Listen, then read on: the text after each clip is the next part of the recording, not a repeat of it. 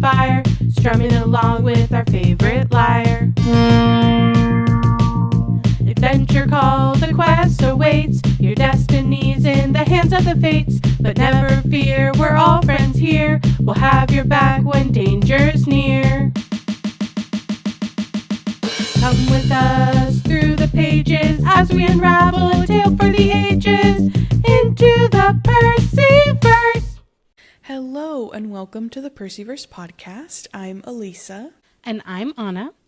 Order your non-alcoholic beverage of choice and throw your best piece of barbecue into the fire, because today we're discussing The Lightning Thief, Chapter 7, My Dinner Goes Up in Smoke. What would you throw into the fire? Oh, like what would I pick off of a dinner plate to throw into the fire? I mean, it's tough because you're like supposed to pick the best thing, which would feel difficult to sacrifice. But I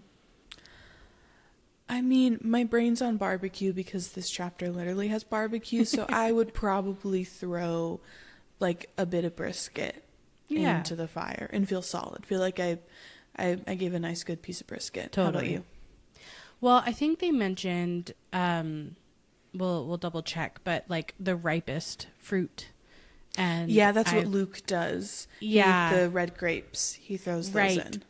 And also they grow strawberries, and I've been trying to grow strawberries, so I'm kind of like, I think like the ripest strawberry. Yeah, because nice. I love a good strawberry. So that would be hard. Is there any special drink that you would order that would be unusual, or a color you'd like to drink that you've never drank before? Oh yeah, what would my special drink be? I'm like, can you just order a milkshake every single night? Seriously. Right now, honestly, thanks to you, I'm on a ginger ale kick, like love hard. Nice. Yeah, what color? Which is great. I feel like because the can is green, I feel like that makes my brain want to make the ginger ale green. That's fun. But otherwise, what's a really special fun? Oh my gosh, you know what I would order, not for dinner, but for breakfast? Yeah. Is I have been chasing this, like, I can't remember, I think it was like apricot nectar that I had at some breakfast in Spain that was the best juice that I've ever had in my entire life, and I have been chasing whatever that was. And you every love day a good since. juice, a good nectar. And so I feel like I would be like, okay, Goblet, can you finally that give specific me one, this specific one from whatever hotel? I can't remember. I bet it could. Where I was at. But yeah, that would probably be my breakfast. I would ask for that. Yeah. I love that. What about you?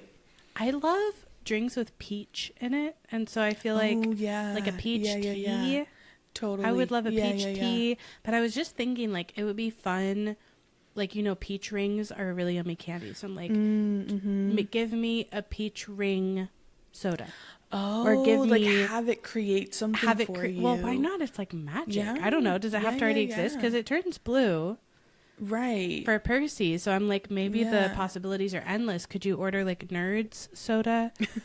Right? I don't know. I'm curious about this. But I love peaches. So I feel like anything peach would have me pretty happy. Yeah.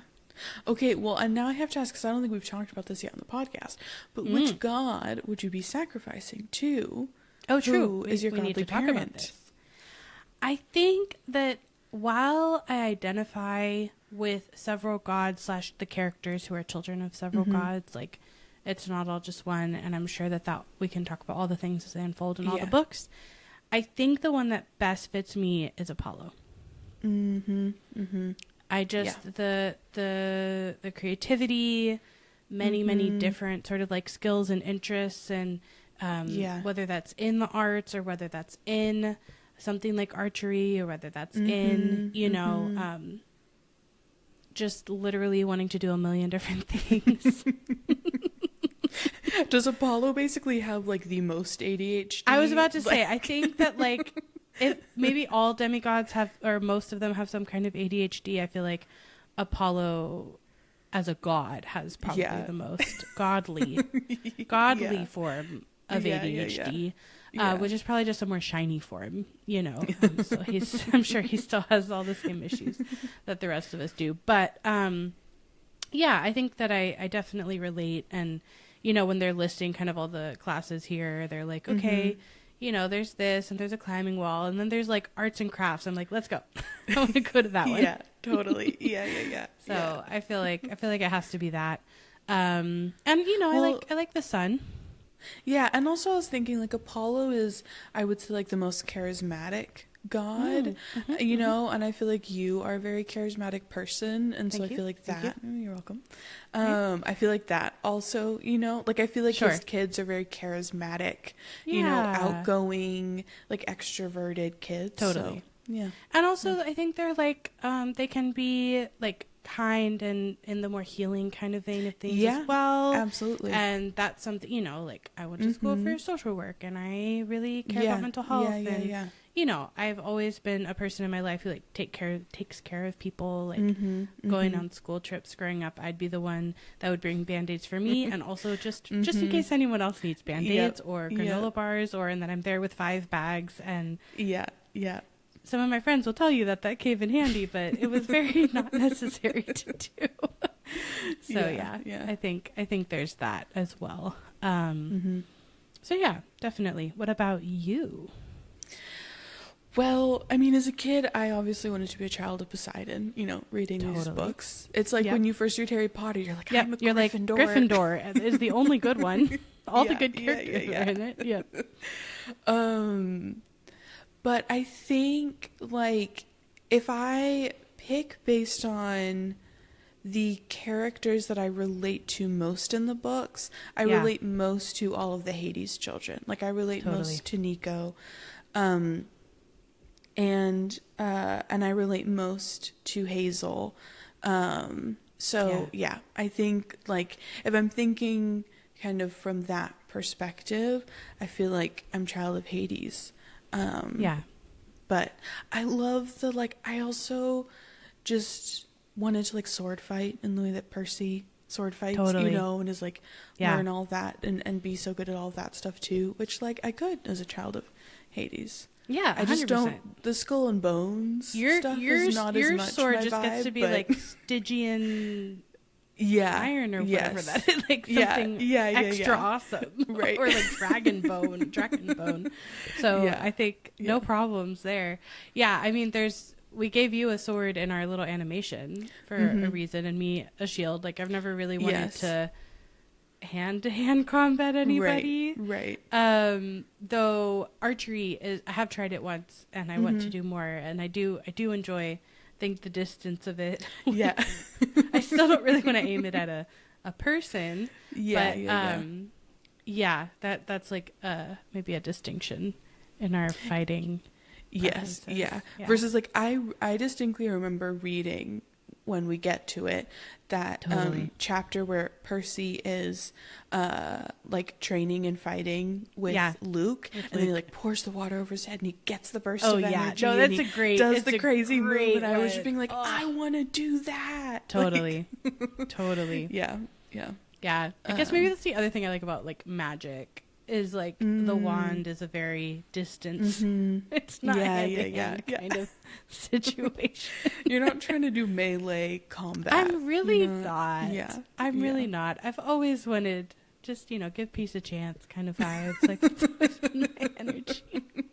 Not that I never like want to punch a thing, but you know, I think you know, everybody needs to express anger. Like we've talked about with Aries, like it's important to find really like healthy, effective ways of expressing anger.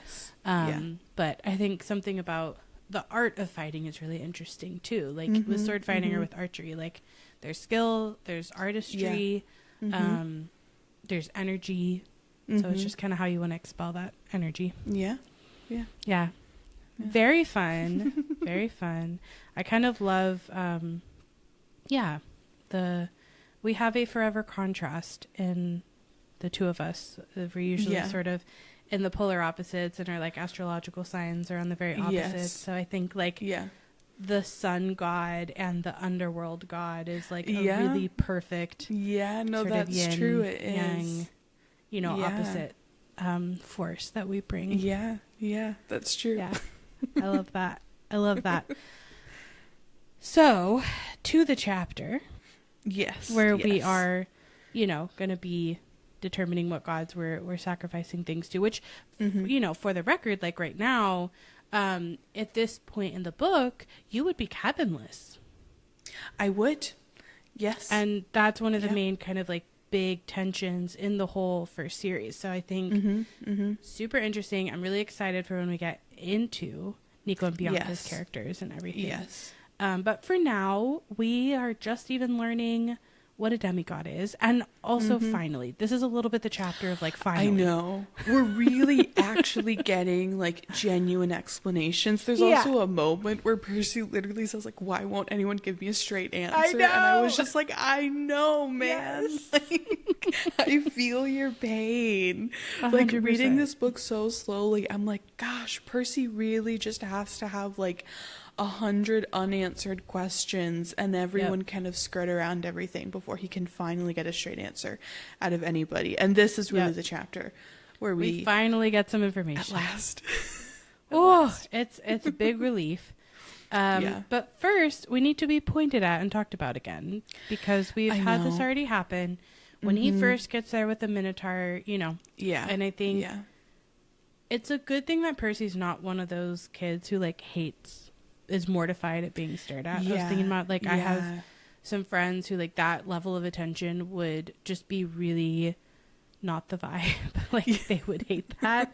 And I don't think Percy's loving it necessarily, but I'm just really glad for him that he's not one of those people that just like can't take attention like that, because he sure is getting a lot of it. I know. And now it's about toilet water. And can I just say, like, Annabeth still being dripping wet at the beginning of this? I'm like, I know. I couldn't. I had to like shake that off reading that.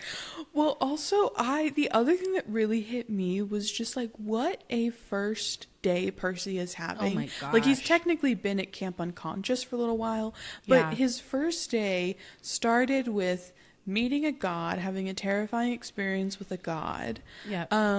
Like everything that's happened Finding out before Chiron's a centaur. Finding out Chiron's a centaur. Everyone kind of staring at him because of the Minotaur and all of that. And then now he goes through this like bullying, hazing ritual with Clarice, and then now everyone's staring at him about that as well. And it's just like, God, he can't catch a break on his first day. It's just nonstop. Pretty packed, exciting in a mixed bag kind of way first day. And also like I keep going back and forth as like it feels both really incredible and also super embarrassing to like have the power to do something like explode pipes, but then the pipes are the bathroom pipes, I know. So it's just it's such a tricky spot to be in. But I do like, this is like the hints chapter. Like there is a lot about Poseidon. There's a lot about Luke. Yes, I'm excited to sort of like identify those. What were you going to say? No, totally. Well, just that I was thinking back to like the fountain, at least with Nancy, was a much cooler source of water, Totally. versus being like, oh, I did this incredible, unbelievable thing, but it was with toilet water and it was with the like a bathroom plumbing. Like that's just not. Yeah. It's kind of incredible that Annabeth comes around later, because like the first interaction is like, you got toilet water on me. Yeah. Ooh. Oh, it's awful. Oh, it's so gross. Oh, it's so gross. Yeah, we don't have to stay there too long. I'm just saying, like, I just need a moment for Annabeth and what she is going through right now, because like she just like goes on with the tour. Yes. Like she doesn't stop and say, "I'm gonna go take a shower." Right. Like, I know. I'll be back. Literally, I would be like, I'm leaving. Yeah. You wait here or somewhere. I'm going to park you somewhere. I need to go take about 20 showers. And I'll see you later. 100%. No, she just keeps going. She's showing him the metal shop where kids are forging their own swords, which the only thing cooler than finding a sword is forging your own sword. So we gotta do that one day.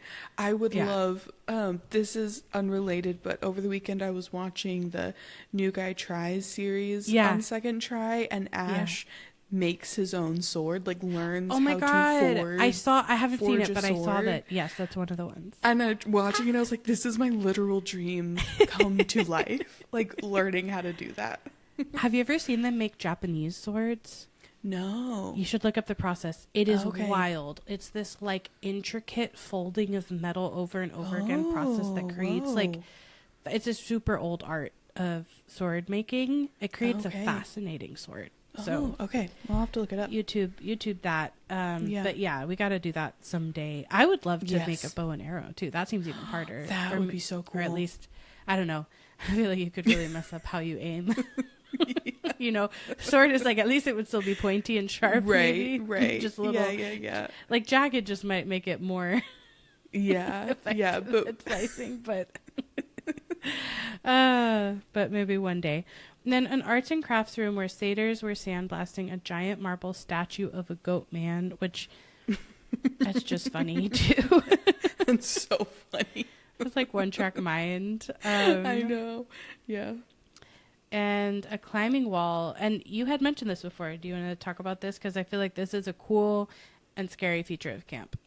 Oh, yes. Yeah. So the climbing wall, it says it consisted of 2 facing walls that shook violently, dropped boulders, sprayed lava, and clashed together if you didn't get to the top fast enough.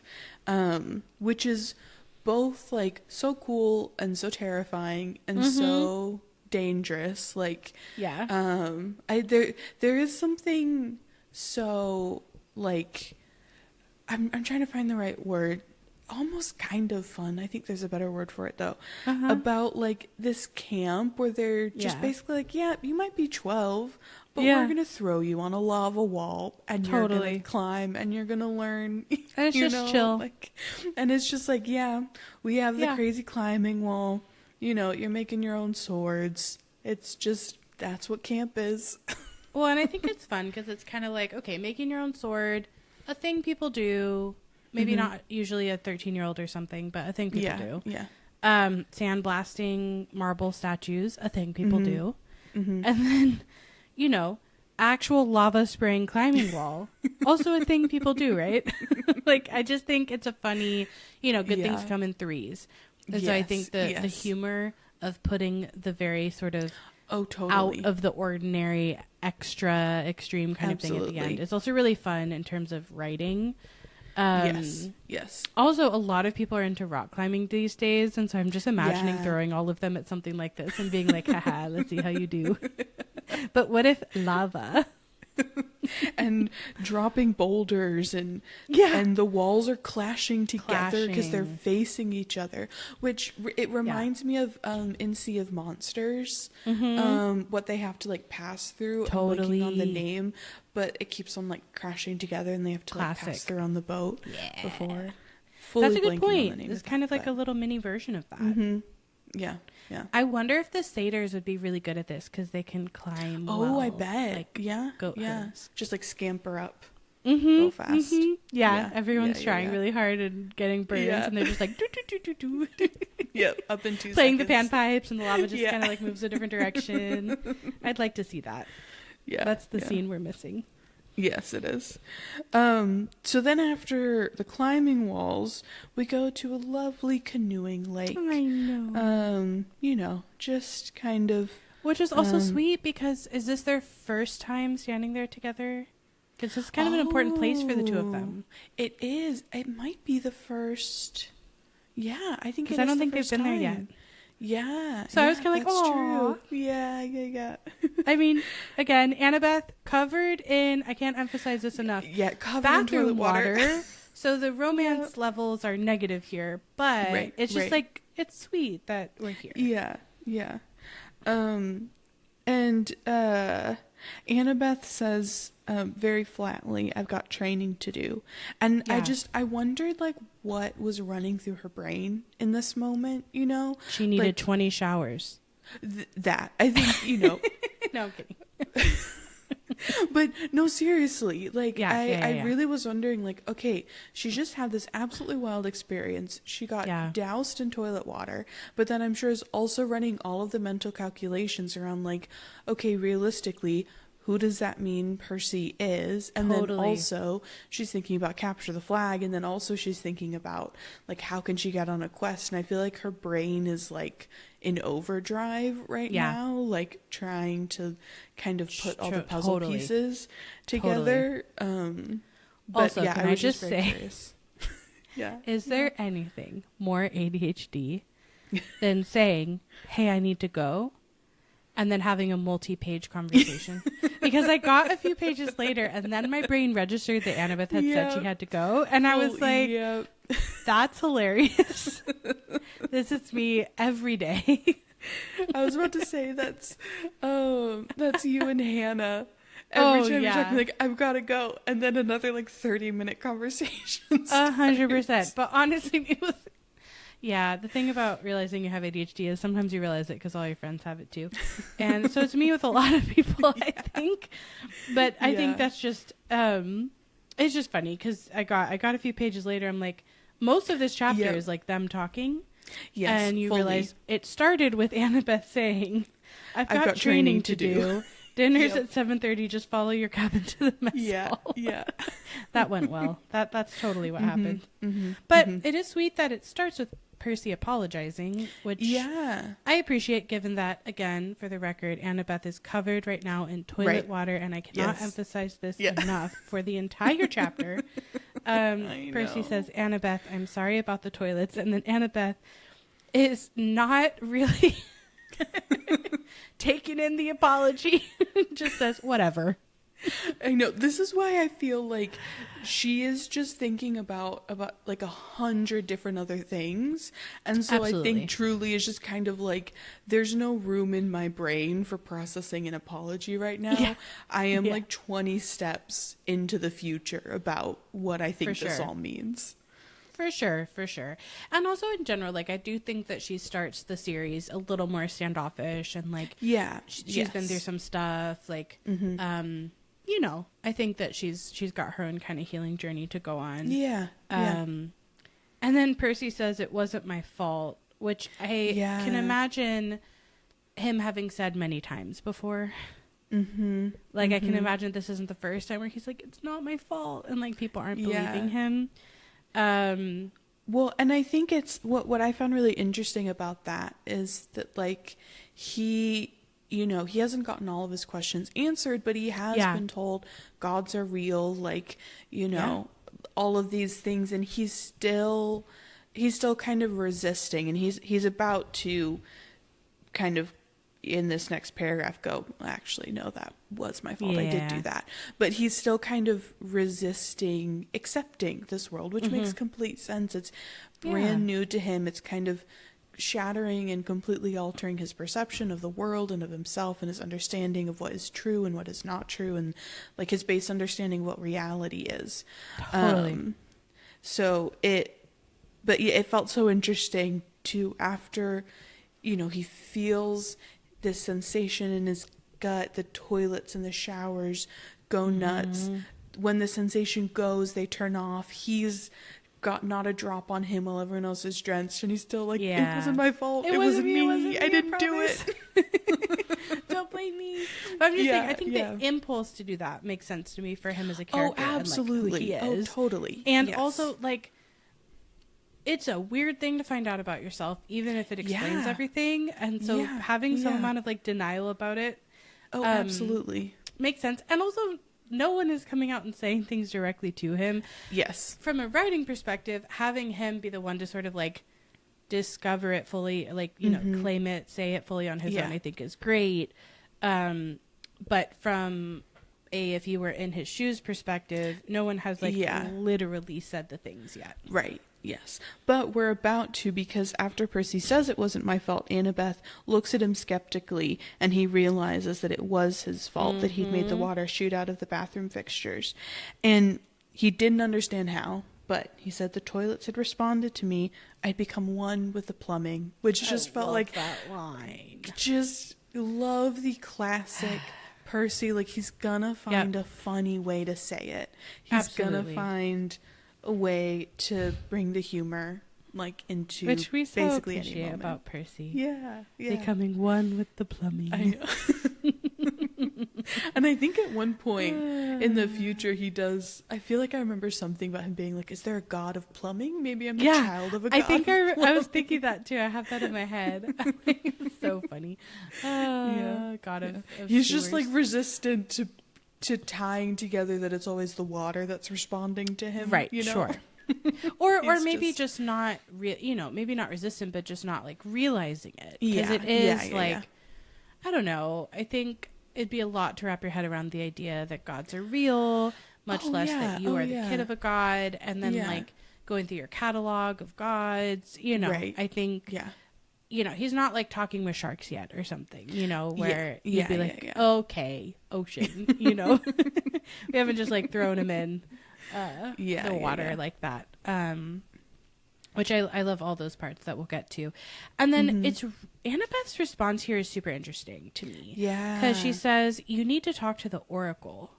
Percy says who, and she says not who, what, the oracle. And so it's we've similar to Chiron's response about like, is anyone living in the attic, and it's like no, and it's kind of like a half-truth kind of thing. And I know that Annabeth is a little bit obsessed with like prophecies and her fate, and she's gonna kind of, or Luke is gonna kind of explain some of that in this chapter. But it's interesting that her first thought after the toilet incident is that Percy needs to talk to the oracle. What do you make of that? I feel like it's, I don't know, it's really interesting. I feel like she, in this moment, like I think she has the puzzle pieces and is putting them together.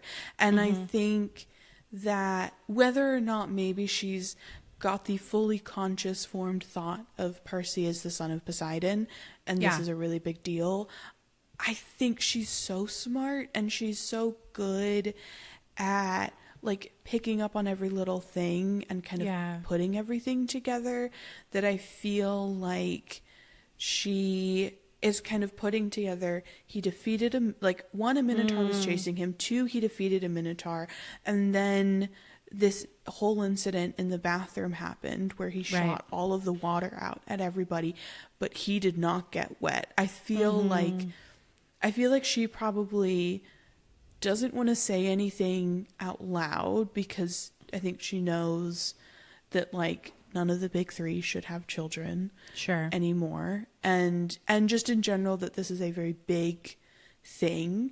And so I think she, in this moment, it feels like she's almost saying like, go to the highest authority we have, which is like the oracle, this like greater being who like can tell prophecies and can like, we learned in this chapter that in order to leave camp you have to have Chiron or Mr. D's permission, but like the essential kind of loophole for that is get yourself a prophecy. Totally. Like go to the oracle, get yourself a prophecy, and then you basically have your slip of like, hey, I gotta go. But to me, she might be feeling like he could be the one. Like there are these are also signs that like this is someone who like could go on a quest and she could go and that kind of thing. Yeah. But yeah, I think she's just realizing in this moment that like everything really is quite big. And so I think her brain just goes to, okay, well, when it's this big, you go and you talk to the oracle.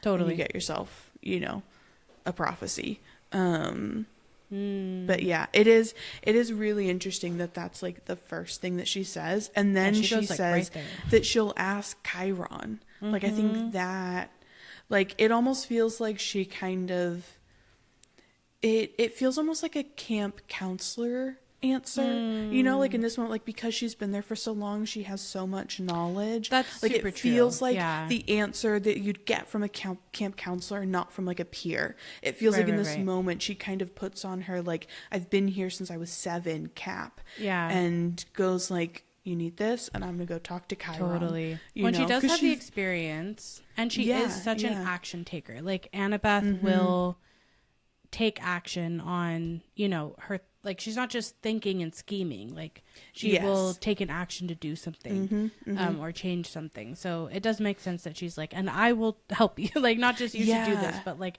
I'm going to make it happen, actually. Yeah. I feel like she, like, if we could get the scene where she goes and talks to Chiron, like, I feel like that scene would be her kind of being like, okay, let's be real for a moment here, Chiron. Like, you know, like, I know there's things you're not telling me. Yes. And you know that Percy needs to talk to the Oracle. Let's go. Yeah. Totally. So Percy has absolutely nothing to say to this because, of course, really mysterious. Right. What would you say to all the words you don't know? I know, to essentially a non-answer. Like, it's another a non-answer, kind of, but like, also a really confusing sentence that means nothing to him at this point. Absolutely. So he looks into the lake, giving somebody would give him a straight answer. Oh, yes, go ahead. Oh, no, sorry. What you were just saying, wishing somebody would give him a straight answer for once. And that was the moment where I was like, literally, Percy, I know. Right there with you. 100%. I'm like, yes, like, somebody, anybody, give a straight answer. Like, things are explainable. You know the answers. Like, all the people know the answers to what they're withholding. Yes. And I felt like it's cool that he naturally, instinctively gravitated toward looking. I know they're at the lake, but like looking at water. Like, he didn't look up to the trees for an answer, up to the sky for an answer. Like, he looked down at the water. Yeah. And he didn't expect anybody to looking back. So his heart skips a beat when he notices two teenage girls sitting cross-legged at the base of the pier about 20 feet below. They're wearing blue jeans and shimmering green t-shirts, and their brown hair floated loose around their shoulders as minnows darted in and out of it. They smiled and waved as if I were a long-lost friend. And which to be honest, kind of is. He is. I know, it's actually like kind of lovely. That like part is really sweet. A long-lost friend. Yeah. And as sweet as it is, my first literal thought when I read this was, blue jeans underwater? Because listen, like, I understand you're a magical creature, but like, if anyone has worn blue jeans or any kind of jean material underwater, it awful. Gets heavy. It gets like scratchy. Yeah. Like, you can't move in that. I'm like, are these just magic blue jeans? Probably. Well, because what really stuck to me was the shimmering green t-shirt. I'm like, do you just have like a magical t-shirt that's like, because I almost started imagining it's like holographic and like totally, you know, like and changing in the way that the water will like shimmer and shine and change colors, like ripple in the light, and totally I know that might be a minor point, but that's just, I was like, I don't understand that, but I love the image of the minnows darting in and out of the hair. Oh, totally. Well, and I also just love that it feels like they're kind of like, well, we live at camp, so we wear blue jeans, because the uniform at camp is blue jeans. The uniform. I know. Everybody wears blue jeans. So I think it's so funny. We live here at camp underwater, so yeah, we got to put on those blue jeans. Then where's the orange t-shirt? I don't know. Isn't that the uniform? I know. Well, I guess they get the green maybe because they're underwater. Like orange underwater shirt would be like very kind of like, whoa, that's like apart from maybe like a coral or something, right? Like you know, it's. I feel like they don't mind being noticed. That's true. That's true. In the canon, you know, but But I well, like. They've got to be different. The green t-shirt sounds pretty. Like that's their element of being noticed. They have to be different. They have to stand out. So they can't do the orange. So they're just like everyone else. They're not like the other nymphs. Also, they're like nature. I mean, I think in general, like there's the nature connotation, you know, where like we are, or naiads. Sorry, the nymphs are in the trees. Yes. Yeah. But I think in general, like, you know, they're associated with nature, naiads and nymphs. So I think, But then Annabeth, this is kind of like a funny little moment where they wave and Percy just waves back because like he's being polite, you know, it's not. And Annabeth goes, "Don't encourage them. Naiads are terrible flirts." And I'm just like, Annabeth. I know. But, you know, I don't know. Maybe this is a little start of their dynamic here. Yeah. And then poor Percy just feels overwhelmed and says, "Naiads, that's it. I want to go home now." I know. It's like, that's his breaking point. He's like, teenage girls underwater. I gotta go home. I can't take any more. That was the last final straw. I can't do it. My brain can't do it. You know, here's a theory though. Like, what if, you know, we're talking about how he's in a very understandable denial, and he's not letting himself even make the water connection. And so what if, like, in this moment, it's almost like he doesn't want to let himself make that connection. And part of the overwhelm is like, I know somewhat who I am in a way, and that's overwhelming to me, and I can't think about that. Like, this experience is actually, because, you know, he talks about, I think, having seen, like, later naiads when he was little, and he just didn't realize, like, when he goes underwater under the arch, I think he talks about that. Yeah. Like, having that memory. Yeah. And so part of me is like, is his brain subconsciously drawing connections, and then like, no, that would be crazy. I can't think about that. I need to go home. Yeah. That's a little theory for you. That's really interesting, because the way that I interpreted this was like, the naiads were kind of the first, like Mr. D told him he was a god, and he felt that like kind of godly power, but like in walking through camp, apart from seeing actual satyrs, the naiads are like kind of the second actual, you're not being told this exists, you're literally visually seeing it. And it felt like, to me, it felt like that was his kind of like, I'm completely overwhelmed because I'm now looking at literal, tangible, physical proof that like everything that I'm being told is true, and that the mythological world does exist, because there are naiads at the bottom of this lake. Yeah, totally. I mean, I think that's also very, very true. And it's interesting. I'm curious to like talk about Percy's emotional trajectory over this chapter, because it does feel like a shift and a settling happens in him. Yes. So right now, like, we're not there yet. We're I want to go home. So I feel like this is more in that, like, okay, we're at a place where I want to go home now. And by the end of the chapter, we're going to be in a very different emotional place. Yeah. Yes. Yeah. Yeah, we really do go on a whole journey with him this chapter. And when he says, I want to go home, Annabeth frowns and says, don't you get it, Percy? You are home. This is the only safe place on earth for kids like us. So, yeah, it's like he kind of continues to like bump up against this resistance whenever he's like not understanding how something works at camp, or like here not understanding that camp is his home. Everyone's like, why aren't you getting it? It's like, well, because he's brand new. His world is, being fundamentally changed. It is kind of funny that she's like, what's not clicking for you? And I think, knowing her experience, it makes sense that the second she arrived to camp, she felt like she had arrived at home. Yes. Because she was escaping a situation that was bad for her, whereas Percy, in the world outside of camp, lived like with his mom, like had that type of relationship where like he wouldn't want to be away from her. Yeah. Whereas Annabeth like wanted to be away from her dad and had been on the run with Talia and Luke, and so.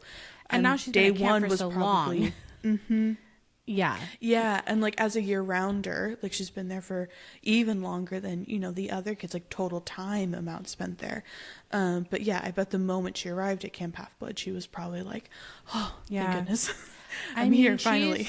She's been there almost as long as she ever lived with her dad, and if you think about it, actually by the end of the series, like, she ends up living at Camp Half-Blood more than she ends up living anywhere else. So for her, like, this is her only, most of the time, and main home, which comes into play interestingly for sure in the next series, I think, a lot.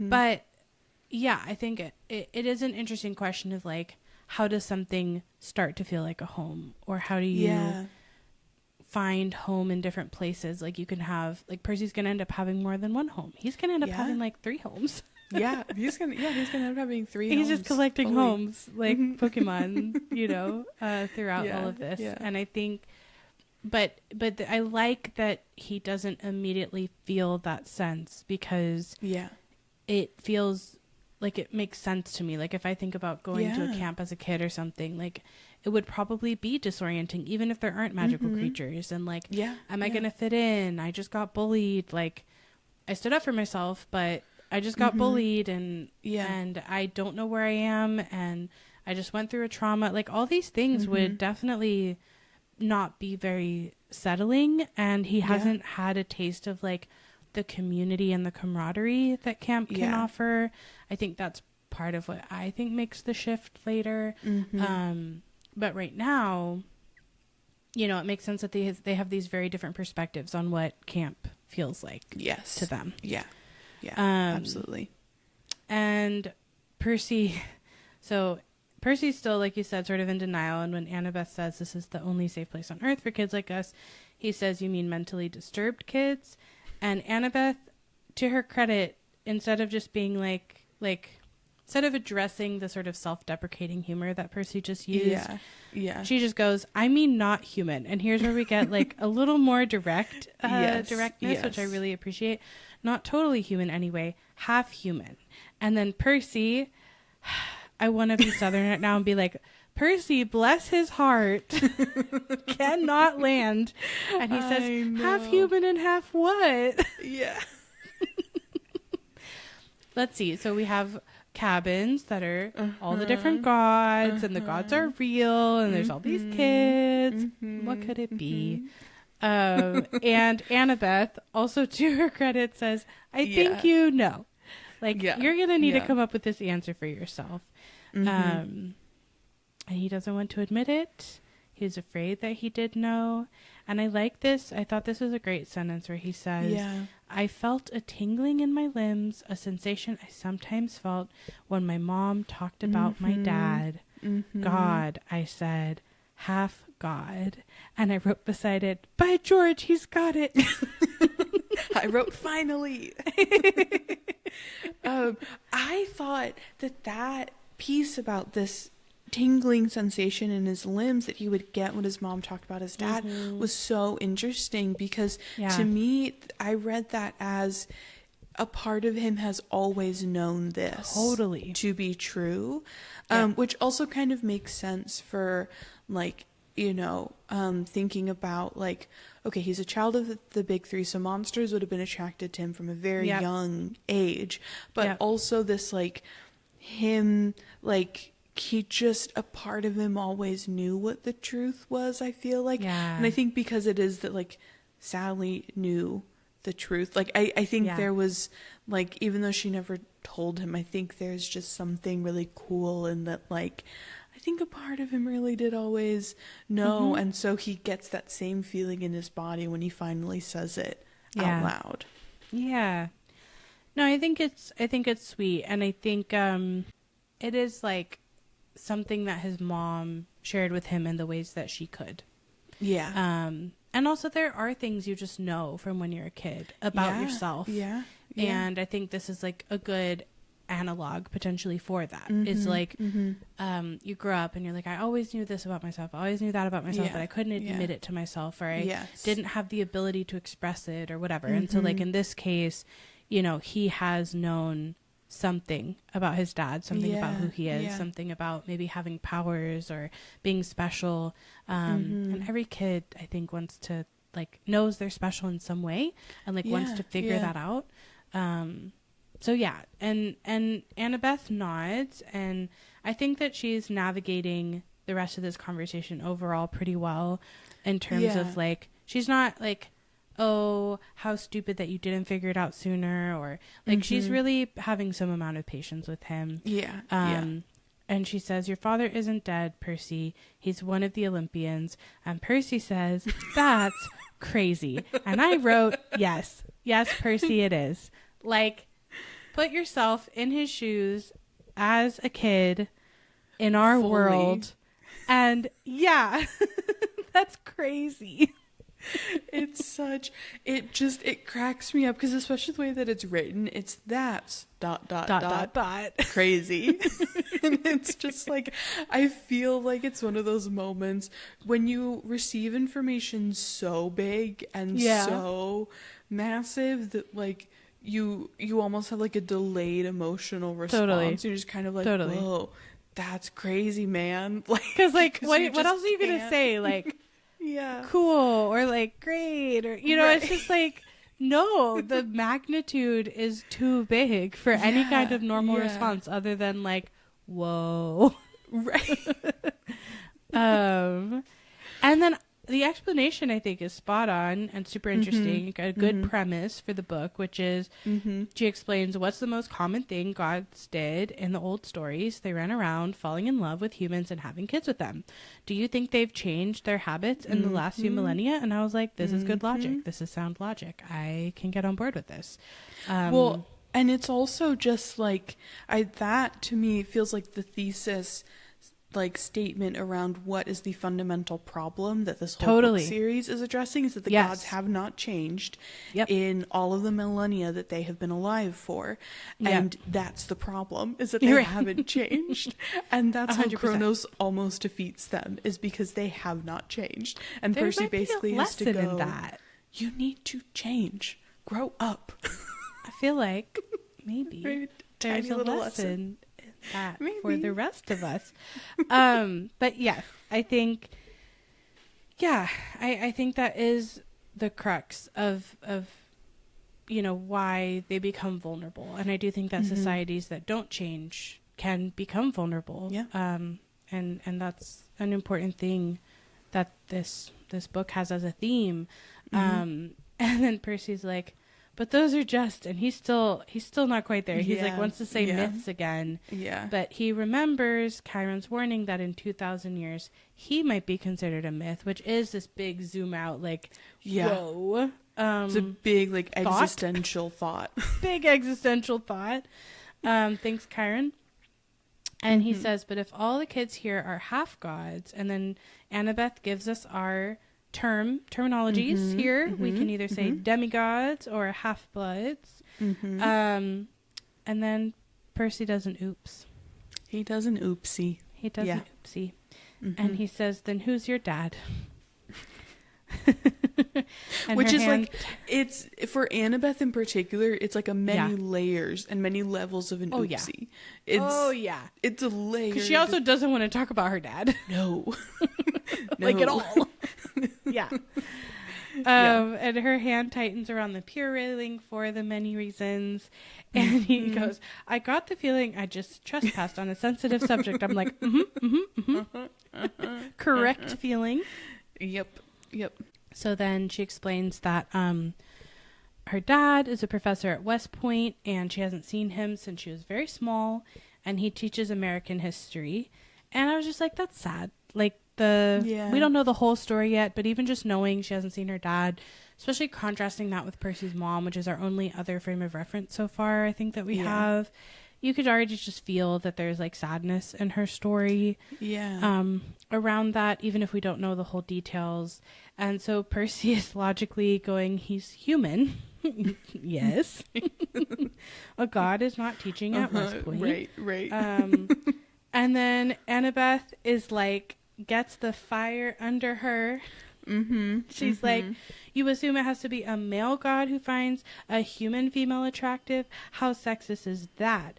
And then the like thing that we will always want to caveat is like, this particular series does have a focus on heterosexual relationships between gods.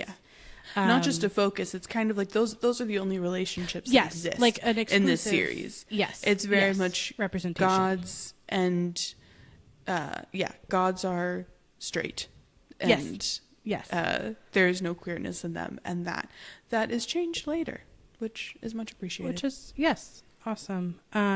So it is funny though, because she's getting up in arms around sexism, and then you're like, okay, but homophobia too. right. The layers. But how sexist is that? And then Percy's like, who's your mom then? And this answer kills me because she says cabin 6, and I want to like go through the book and shake her and be like, how on earth would he know what cabin 6 means? Yeah. How would he know? Yeah. No one's told him what cabin 6 means. As far as we know, he has not been given like the diagram of like all the cabins with all the gods. No. I don't even know that it's been described in the list that we got earlier. I don't think it was.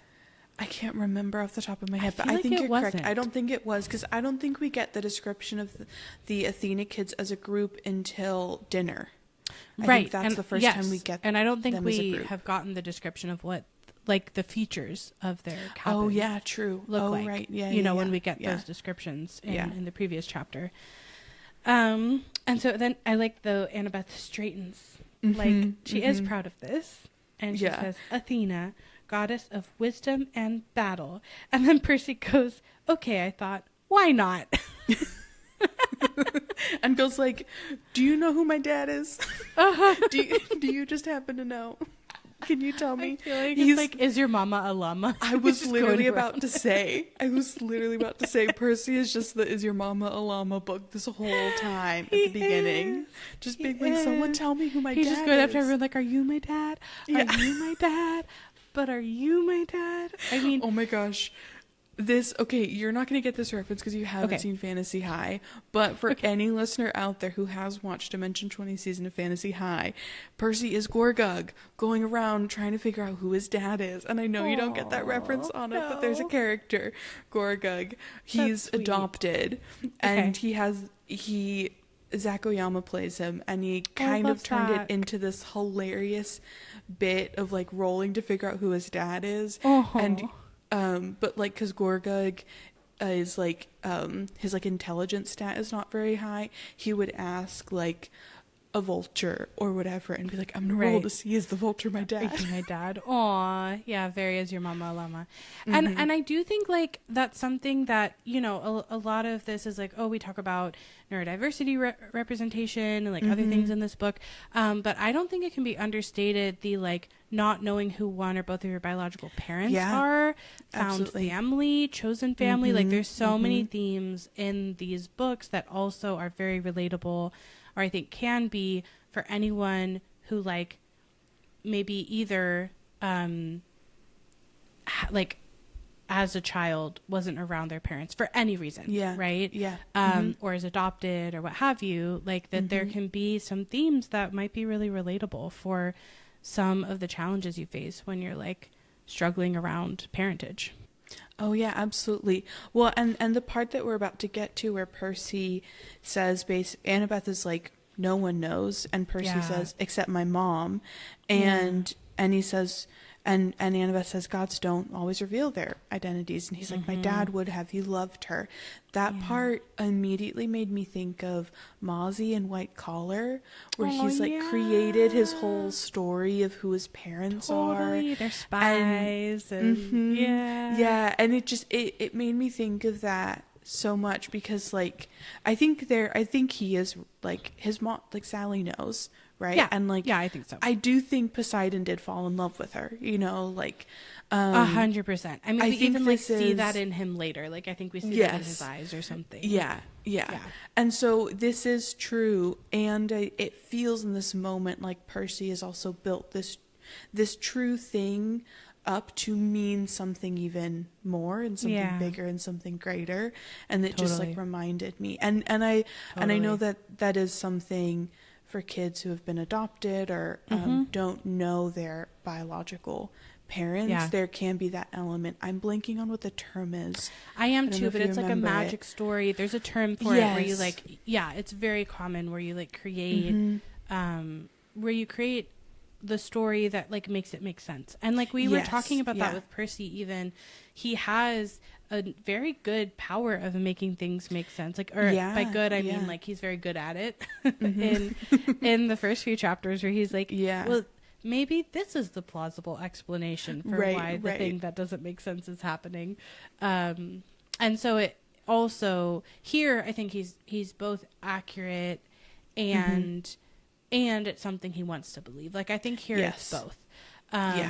And that's also like a common experience to have a narrative that helps you make sense and make meaning of your experiences. Mm-hmm. Mm-hmm. And Annabeth, again, is like being as sensitive as I think Annabeth can be at this point in her growth arc. And she gives him a cautious look because she didn't want to burst his bubble, and says, maybe you're right. Maybe he'll send you a sign. That's the only way to know for sure. Your father has to send you a sign claiming you as his son. Sometimes it happens. And it will. Spoiler alert. But spoiler alert. Spoiler alert. Well, we do spoilers on this podcast. But I like that Percy immediately goes, you mean sometimes it doesn't? And then this is another big important theme that lets Kronos kind of slip through the cracks. Yep. Yes, because Annabeth goes on to say the gods are busy. They have a lot of kids, and they don't always.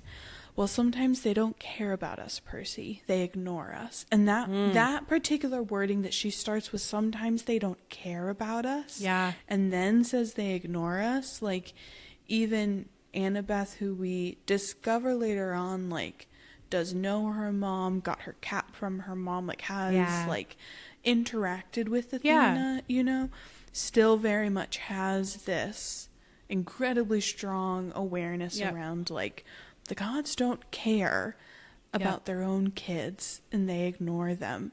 And it's such a heartbreaking thing. Like, if you think about, like, Annabeth she's what, 12 right now? Yeah. Right? And it already basically knows, like, all of my friends, we all have a parent who doesn't care about us, you know, and like or it's rare if they do.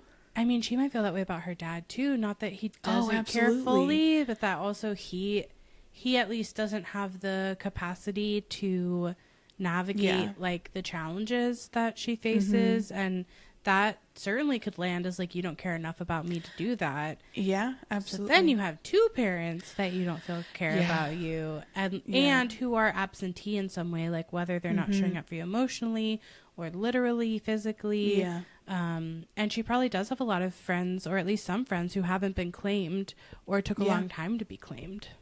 Well, and even just living at camp for as long as she has, like for 5 years, and she's been a full year rounder for all 5 years. Like, she would have seen a lot of kids come into camp and never get claimed, or even if they did get claimed, spend 5 years and not once ever meet their godly parent. For sure. Never have an interaction with them of any kind other than their symbol floated above my head.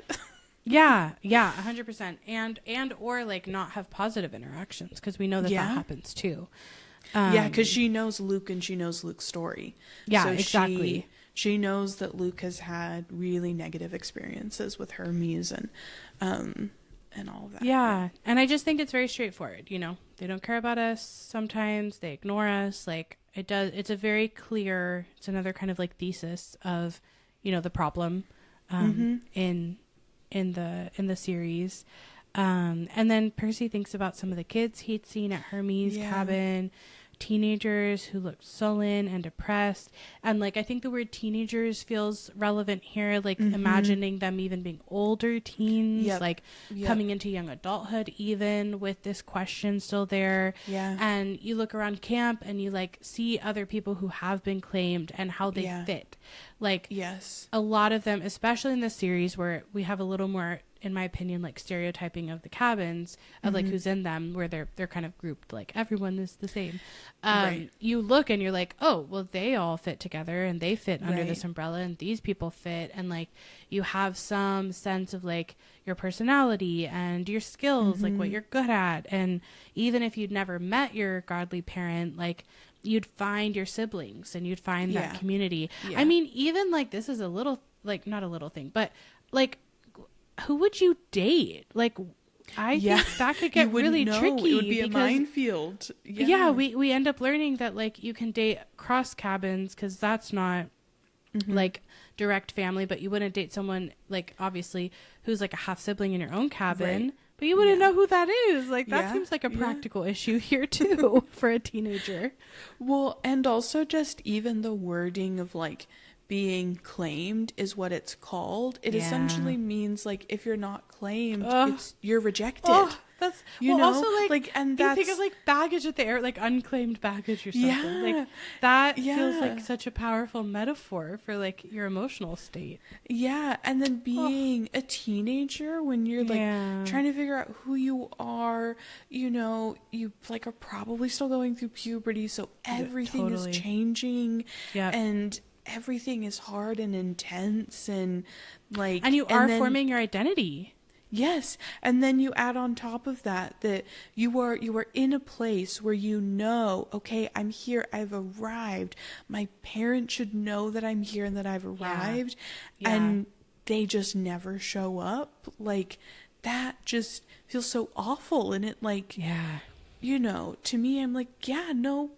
It's no wonder why Kronos was so successful in recruiting kids from camp and got so many demigods, because they left so many of their kids just completely ignored. And I think those kids rightfully felt very rejected and very angry and very upset because of course you would. The whole reason you're at camp is because of this parent who won't acknowledge you. So that's hard too, because it's a reminder every day, and also it's why you're there. There's so many layers. And your life is in perpetual danger because of a parent who won't acknowledge you. True.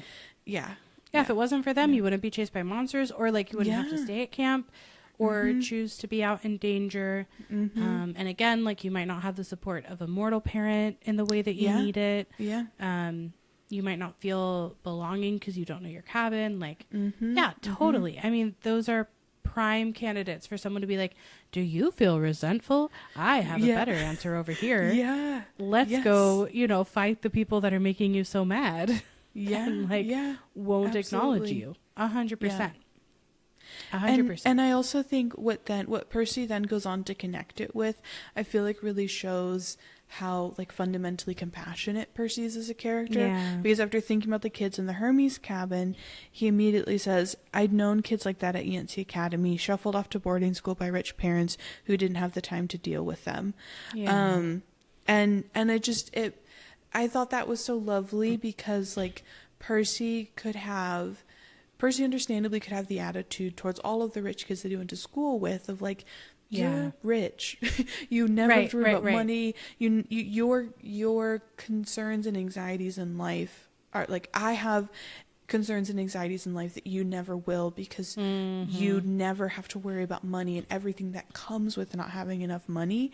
But he's able to understand that they would be feeling this rejection and be struggling just as much emotionally because their parents are just shipping them off to a boarding school and choosing that okay, you're gonna go all the way over here for most of the year. He has riches in parental love, and they have riches in tangible wealth, and I think he kind of understands the importance of that, which also I think is part of what ends up factoring into his choice, right? I do think the story goes very differently if Percy doesn't have Sally. I think, and we talk. I feel almost every chapter we talk about the importance of Sally. But for how little she is physically in the stories, I think she leaves an indelible mark on how Percy perceives the world, which absolutely affects so many of his choices. And the wish he has at the end, and he has this is where he lands, is where he starts. And after he remembers those kids, he says, but gods should behave better. And I think that's such a powerful sentence. I love that he's already thinking that before he's even barely entered this world. And he's thinking if you're omnipotent, you have all this power, this authority, you've been around for so long, again, so much time, go to therapy, Zeus. Right. I don't know. You've been around a really, really long time. Do some journaling. Work on yourself. Something. Yeah. Something. Go for a hike and self-reflect, introspect. I don't know. Read Adult Children of Emotionally Immature Parents. Do the Artist shout Way. Out. Something. Do the Artist Way. Shout out. Not sponsored, but shout out. I just think this idea that God should behave better. I really like that, and that's something that I don't know that the original myths are like so much focusing on. That is something that this story brings as its own contribution, is like, let's not just take this for granted, the way that they're behaving in these myths. Let's question the underlying assumptions of them, and let's hold them to a standard that they should be held to. Yes, and a very high one, because they're gods, and so they should be held to an incredibly high standard. With great power comes great responsibility, you would think. To your kids. The end of that sentence is to your children. To your children. Least, truly. Yeah. So then Percy goes on to say, so I'm stuck here, that's it for the rest of my life. Yeah. And this is where we're getting some real actual answers and explanations. And this is where Annabeth explains that some campers are able to stay just for the summer. If they're not as powerful, monsters might ignore them, or they can kind of survive well on their own in the mortar world and then just stop by for the summer. But for some, it's just too dangerous to leave, and so they stay at the camp year-round, because in the mortar world they just attract too many monsters. And she also kind of explains the kind of way that monsters work, in terms of like, most of the time monsters ignore the half-bloods until they're about 10 or 11 years old, and then after that the demigods will either make their way to camp, or unfortunately they will get killed off by the monsters. And then we get this fun little tidbit of a few manage to survive in the outside world and become famous. I know. And I just want to know who those people are. And I feel like we could come up with lots of fun fan theories about who those people are. 100%. I think we should circle back to that. Yes, absolutely. Yeah. My brain immediately was like, Mark Ruffalo, for some reason. My brain immediately went Freddie Mercury. I was like, Freddie Mercury. Oh, that's 100%. Demigod. Fully, 100%. Right? Okay, we have to do a video on the celebrities we think are demigods and who their godly parent is. Yeah. Freddie Mercury is absolutely a child of Apollo. Oh, for sure. Question. Yeah, I'm not worried about picking that one. No, I totally agree. 100%. I love the idea of Mark Ruffalo. Oh, I can't explain it. It's just what came into my head. I don't know. I don't know. I just feel like it's there. And my brain said Hephaestus, even if I don't know if that makes sense at all. But interesting. I think I'm just making weird connections in my brain. But I like to follow my gut. So we'll circle back. Yes.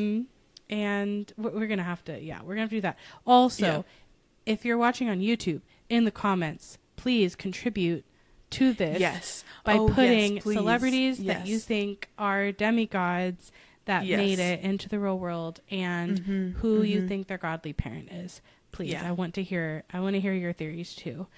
Yeah. I do think that, one thing that is a little ironic to me is Annabeth just got very up in arms about the idea that that it's sexist, that only a male god would fall in love with a human woman, and then goes on to say that children of Aphrodite and Demeter aren't very powerful. Yes. Yeah. And obviously in future series we have lots of evidence that this is not true. Yes. At all whatsoever. And I feel like it's very strange choices, because Aphrodite is like the oldest of all the gods. I know. Literally, like, from the sea foam, like. Yes. Come on. Like. So that's bizarre. And then also, even like Demeter. Demeter is super powerful. It's like, I don't know. It just doesn't track for me. But especially I think it's kind of ironic.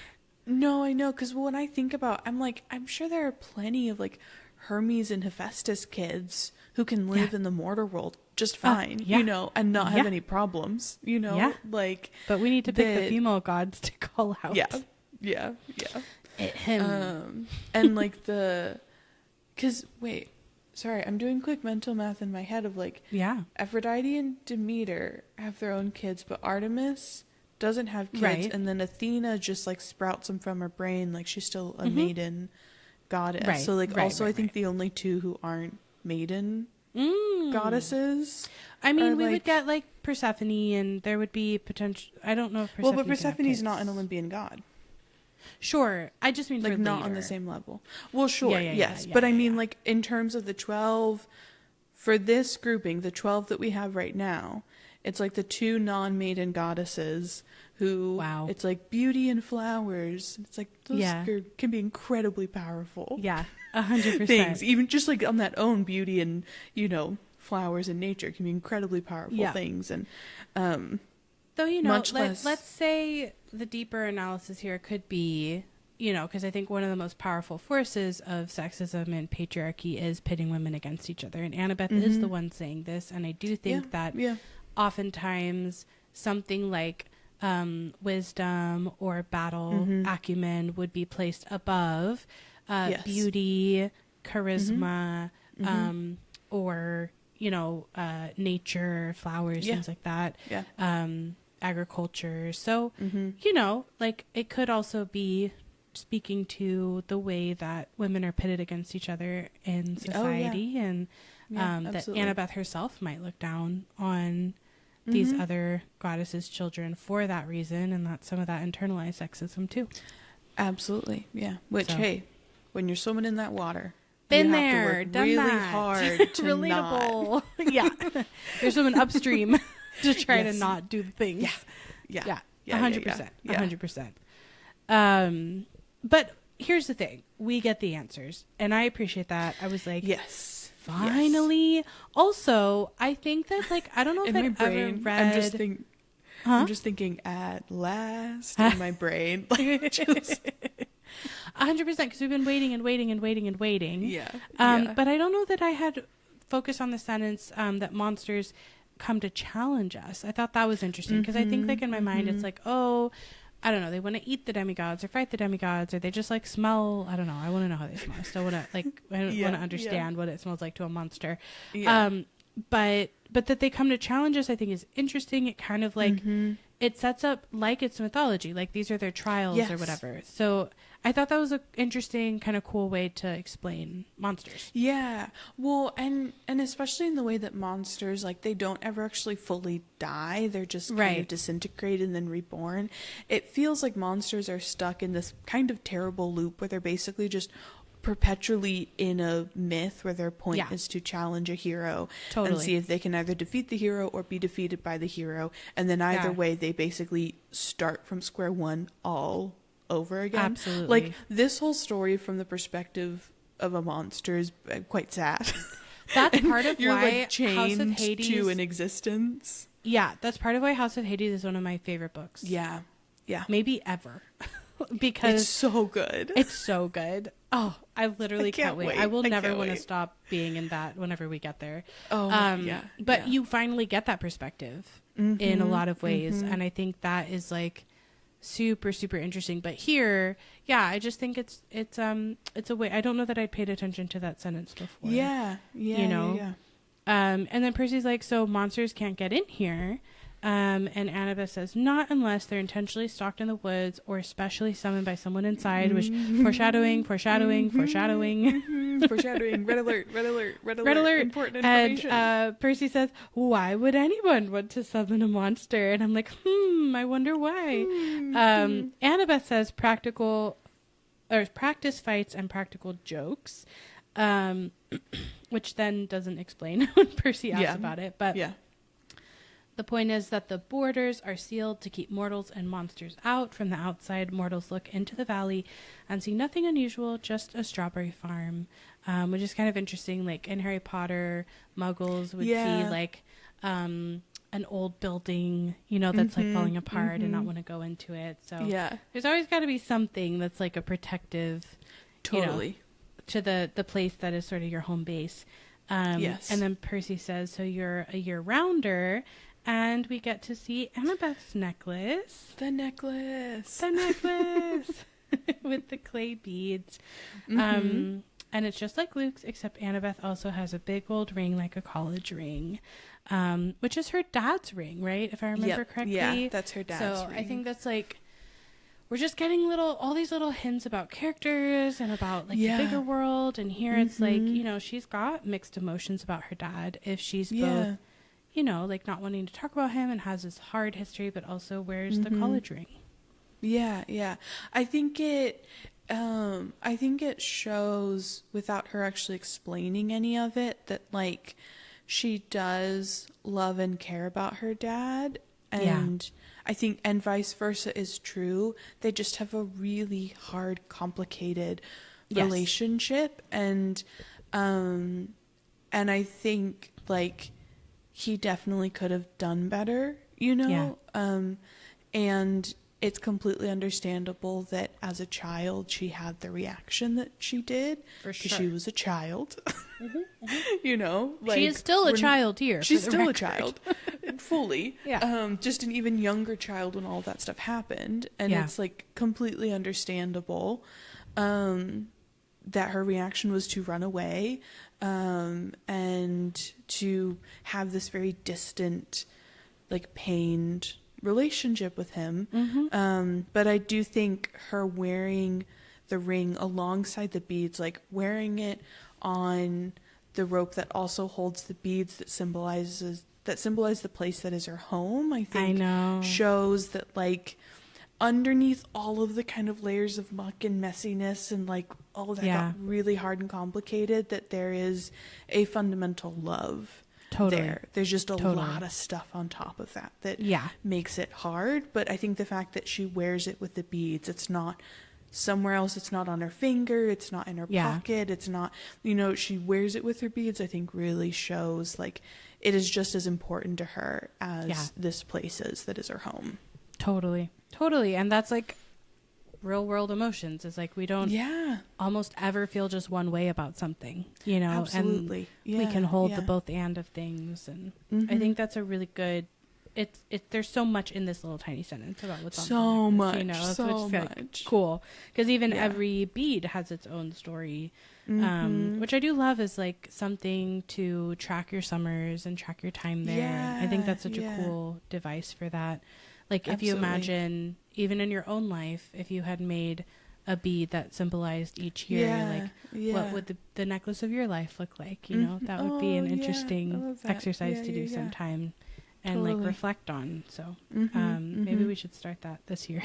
Do like the beads of our lives. Sounds like a really bad TV The days show. of our lives. This is soap. The beads of our lives. The beads of our lives. But yeah, and then she explains, I've been here since I was 7, so we don't get the full story, but I mean, that's really young, so you know something happened. Incredibly young. Yep. And that every August, on the last day of the summer session, you get a bead for surviving another year, which I'm imagining all the satyrs like making in the arts and crafts room throughout the summers. Yeah. I've been here longer than most of the counselors, and they're all in college. And Percy asks why she comes so young, and Annabeth is twisting the ring on her necklace and says, none of your business. And it's sort of like when she said whatever earlier, and I'm just like, first of all, valid boundary setting. Absolutely. Even if a little snarky. And Percy just says, oh, and then stands uncomfortable silence.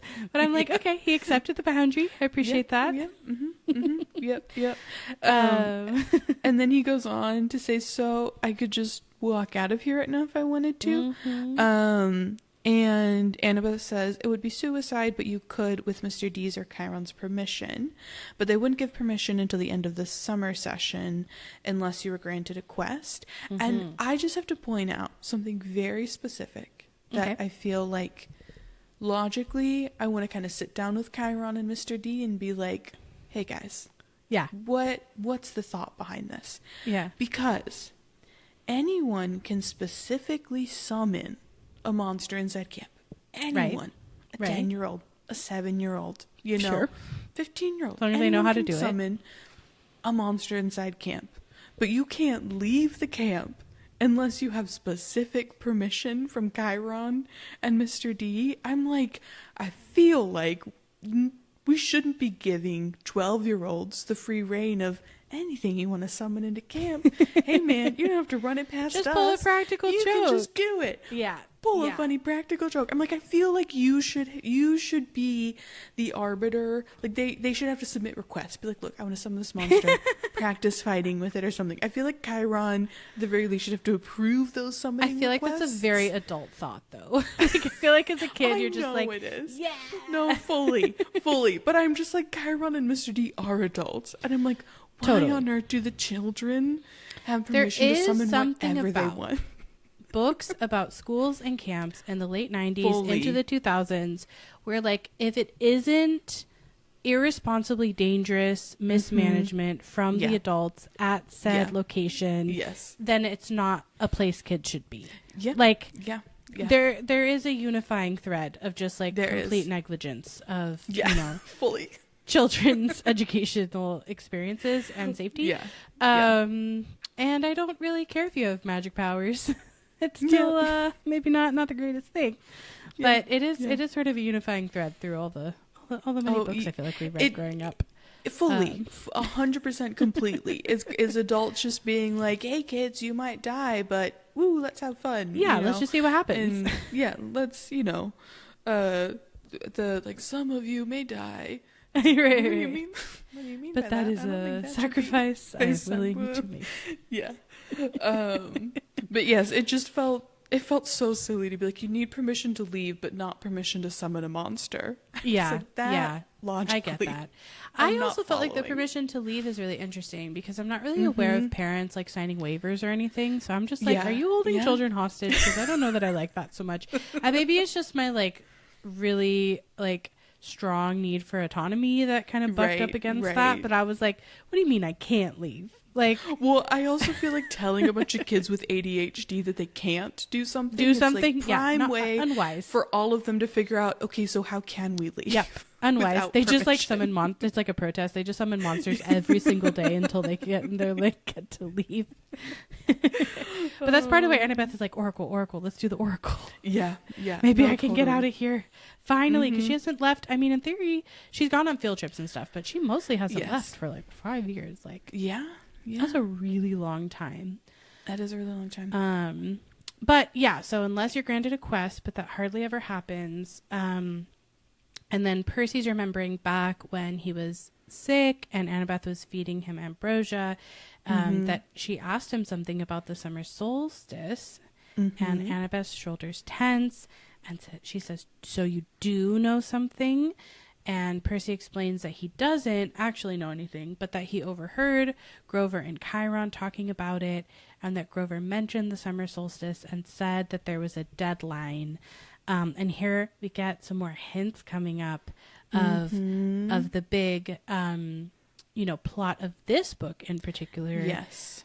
Where Percy asks if she knows what the deadline is, and Annabeth clenches her fist. She's clearly upset about this. Yeah. Which is like, I get it. Like, she's been there longer than some of the college kids, and she wants to be trusted with some information already. But she says, I wish I knew. Chiron and the satyrs, they know, but they won't tell me. Something is wrong in Olympus, something pretty major. Last time I was there, everything seemed so normal, which I love how casually she just drops it. And Percy's like, you've been to Olympus. Yeah. And she said, some of us year-rounders, Luke and Clarice and I and a few others, which this is such a perfect, naming, because we get our red herring and Clarice. Yep. And then we get the actual person named first, which is Luke. Yep. And then we get Annabeth, and then we get a general few others. But it's a great way. And we get a misdirect. Yep. And she says we took a field trip during the winter solstice, because that's when the gods have their big annual council. And Percy, I think in the way that his brain works is like, how did you get there? Like, what do you mean Mount Olympus? Again, I'm circling back to Mount Olympus. What do you mean you went there? How did you get there? Yeah. And then, as I feel like everyone just responds like, of course, why would you not know this information? Why would you know this? That he would have no reason to know. She says, the Long Island Railroad, of course. You get off at Penn Station, Empire State Building, special elevator to the 600th floor. Duh. And It literally says, she looked at me like she was sure I must know this already. You are a New Yorker, right? And I'm like, so every New Yorker just casually knows that Mount Olympus is the top of the Empire State Building. Like, no. Oh, Annabeth, you were doing so good. I know. I feel like she has limited amounts of patience, and she uses them. She does. You know, but she runs out at times. She only has capacity for patience at certain times, which, hey, I get it. Little spurts. Yeah. That's relatable. And Percy's basically kind of like, oh, sure, okay. Even though, you know, he's like, the Empire State Building, as far as I know, only has 102 floors, but I'm just going to let that one go. He's like, I'm a New Yorker. I know it's 102, actually. Specifically. And Annabeth continues and says that after they visited, the weather got weird, as if the gods had started fighting. Which we can confirm from Percy's perspective. Exactly. Yeah, we're getting that confirmation that all the weird weather was the gods fighting. Yep. Annabeth has heard the satyrs talking a couple of times, and the best that she's figured out is that something important was stolen, and if it's not returned by the summer solstice, there's going to be trouble. Yeah. And we kind of get, she says, when you came, I was hoping, and we learn later when Luke kind of explains everything that what she was hoping for was his arrival was the special person that she was waiting for to be able to finally go on a quest.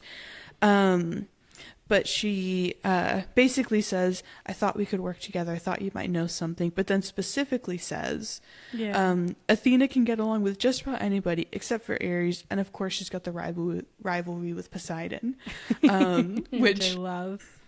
Is, just, you know, it's so fun because, like, the first mention Ares is like they will be joint in their mutual, like, hatred of Ares. Yep. And Percy's going to have a full hard rival with Ares. Oh, yeah. But then he is the son of Poseidon. So, you know? Yep. Yeah. That's, they were just doomed from the start. Star-crossed lovers. Star-crossed lovers. A mythological Romeo and Juliet, if you will. Yeah, exactly. That's all. That's what the series is. It's just a mythological Romeo and Juliet. That would be funny to, like, rewrite that in this sort of vein. Totally. Yeah. Yes. Yeah. And at this point, Percy is just too tired, too hungry, and just fully kind of mentally overloaded. He doesn't really have any more questions in him, which makes sense. We're still in day one of Camp Half-Blood. So much has happened. He's getting so much information. He's finally realizing that he's the child of a god, and all of these things are actually really hitting him. That's a little heady. That's a lot. It's a lot to process. It's a little bit heady. And Annabeth then kind of gets really focused, says, like, I've got to go on a quest. I'm not too young. If they would just tell me the problem. Really, which, like, I love that, because it's like, she's the problem solver, and she can't solve the problem if she doesn't know what it is. I super relate to that. Like, that is very me growing up. It's like, if I don't know what the problem is, I can't solve it. But if I know, I will have 20 solutions for you, color-coded and in a list. Like, we can do this. Totally. So, yeah, no, absolutely. And then Percy says, Annabeth must have heard my stomach growl. She told me to go on. She'd catch me later. It's like, she's supposed to be in training. Smoke. Yeah, we kind of left that. Well, that's the ADHD distraction, I think. Well, we kind of forgot the purpose. Because he leaves, but then she stays, tracing her finger along the rails of drawing a battle plan. And I'm like, because I bet she is literally drawing a battle plan. She is, but I do love that. Yeah. But she's forgotten about training and is 100%. Just now, like, fully focused. Yeah, fully focused on this other thing. So then Percy has left Annabeth on the pier, and he returns back to cabin 11, and everyone's talking and they're horsing around, just kind of waiting for dinner. And this is when Percy, for the first time, starts to notice that a lot of the campers in Hermes have similar features. They have sharp noses, upturned eyebrows, and mischievous smiles. He says they were the kind of kids that teachers would peg as troublemakers. I don't love that.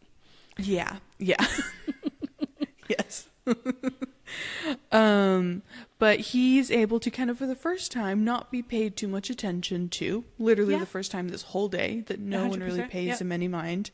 And he goes and he sits down on his little spot on the floor with the Minotaur horn. And Luke comes over. Can I just say, this is basically like Percy's emotional support Minotaur horn. Like, this is like, because I think he like goes to sleep with it later too. He's just like I know it's related to the trauma and his mom and all the things, but like I feel like in the midst of this, it's like things are so bad that the thing he can hold on to as a constant is the mythological creature part remaining from the thing he killed, but at least he has it and it's his, and it has been with him from before he knew things to now when he knows things. Yes. But I just think the concept of an emotional support Minotaur horn is kind of funny. Just making like a plushie of exactly. Just a yeah, it's like, where's my emotional support Minotaur horn? So. No, yeah, absolutely. Yeah. Well, because he has no other possessions. Like, he doesn't even have like a change of clothes. No, he's got Luke has to, no he's going to say he has to steal stuff for him. So. Yeah. But yes, so Luke comes over and Percy notes that he also has the Hermes family resemblance. Yep. The only difference being that Luke has the scar on his right cheek. And Luke says, found you a sleeping bag and I stole you some toiletries from the camp store. And Percy can't initially tell if Luke is kidding about the stealing part. Right. And so then Luke sits down next to him, up against the wall and asks, tough first day. And Percy says, I don't belong here. I don't even believe in gods. Yeah. And Luke says, that's how we all started. And once you start believing in them, it doesn't get any easier. Which this whole interaction I found so fascinating because it feels like Luke lets the mask slip a little bit. Yes. And he like lets the facade drop a tiny bit and like lets his real feelings kind of come through. And it starts with him saying once you start believing in them, it doesn't get any easier. Yeah. And Percy literally notes that the bitterness in his voice surprised him because Luke seemed like a pretty easygoing guy. He looked like he could handle just about anything. And here's another hint. Like, I was just kind of like collecting hints throughout this chapter. Like, there is a lot of Luke hints, actually. And I think, like, a ton. I remember the first time reading this being very surprised by it being Luke. And so, like, fully, yes. I think it's fun always to go back and be like, wait, but like, there's this and there's that. And there's these little, like, things that you could kind of piece together. But, you know, Annabeth has just said, like, they ignore us. And, you know, like, she's kind of so. This is kind of like just adding evidence to that. And I don't feel like it stands out as much. No, totally, because Annabeth has said a very similar thing. So this is now just like, okay, second person saying a similar thing, just with, I think, more of a bitterness than Annabeth did. And that's what Percy picks up on. Yeah. And so he goes on to ask, so your dad is Hermes.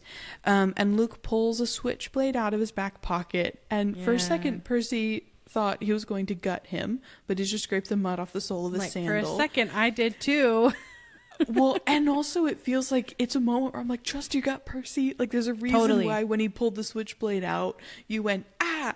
Yes. You know, like you were picking up on things. Well, and we keep talking about Percy, like, having that intuition, especially about people and situations. And I agree. I think he, like, knows in this moment, but he doesn't know that he knows. Yeah. And maybe our little PSA today can be if there is someone that you feel fear around and it doesn't make logical sense to you, it's still valid and you should listen to that part of yourself, even if you're not sure why it's there. Because, like, in this case, I think it is super accurate.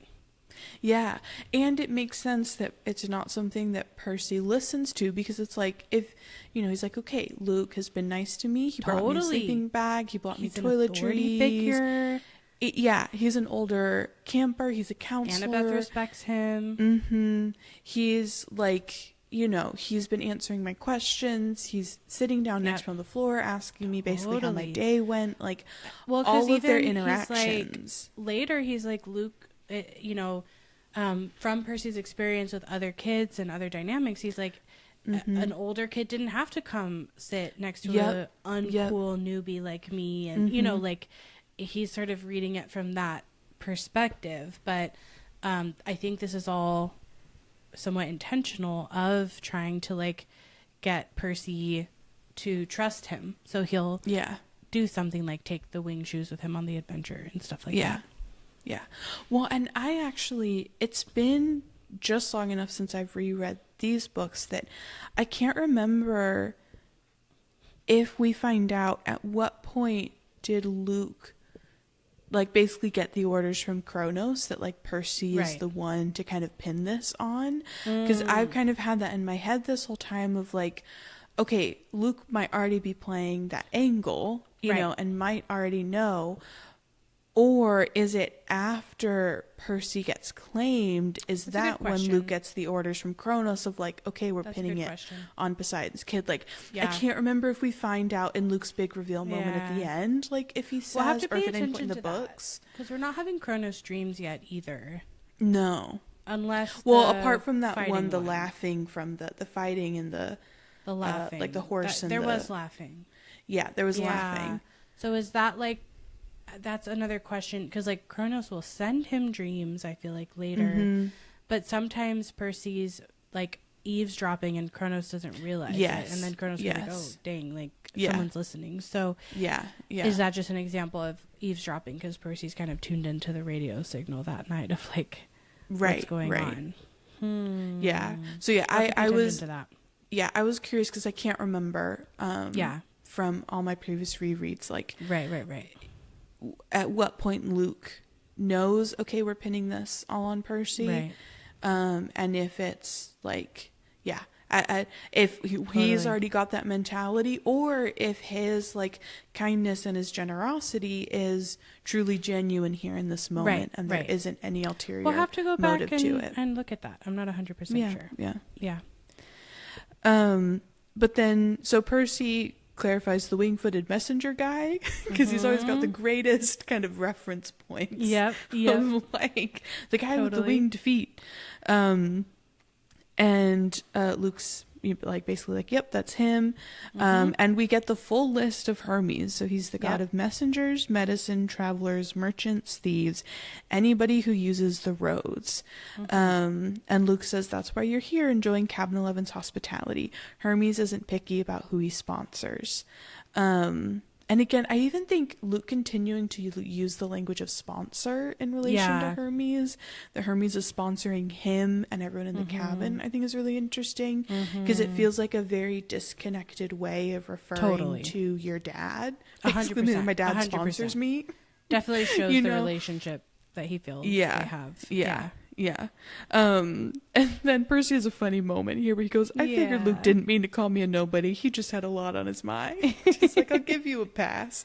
And basically being and here, like, I'm like, maybe. So that goes back to the question too, though, of like, how intentional is this with Luke? Because I do think that if it is intentional, this is a very classic move of making someone feel cared about.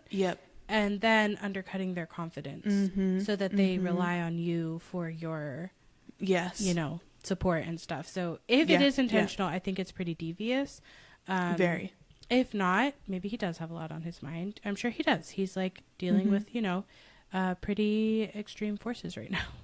Well, and I think Luke does want Hermes to be picky. Like, I think Luke, similar to I think the rest of the Hermes kids, I don't think any of them like that they're the cabin that gets basically stuck with, you take everybody. You know, like I don't think any of the Hermes kids like that, because every other cabin gets to just be for the kids who are the child of that god, and they're the only one where that's not the case. And so I think all of the Hermes kids have an element of resentment and like wish that like they could be as picky as everyone else gets to be. I'm sure they do. So, Percy then goes on to ask if Luke has ever met his dad, and Luke says once. And Percy does the thing that I do all the time in life, which is basically like give the person a beat and be like, they'll tell me if they want to. If they don't, I won't ask any follow-up questions. And that's basically what Percy does. And Luke does not elaborate. And so Percy goes, got it. Doesn't want to talk about this anymore. But he does wonder if the story had anything to do with how Luke got his scar. So Percy is connecting the dots. He's got great intuition. He knows.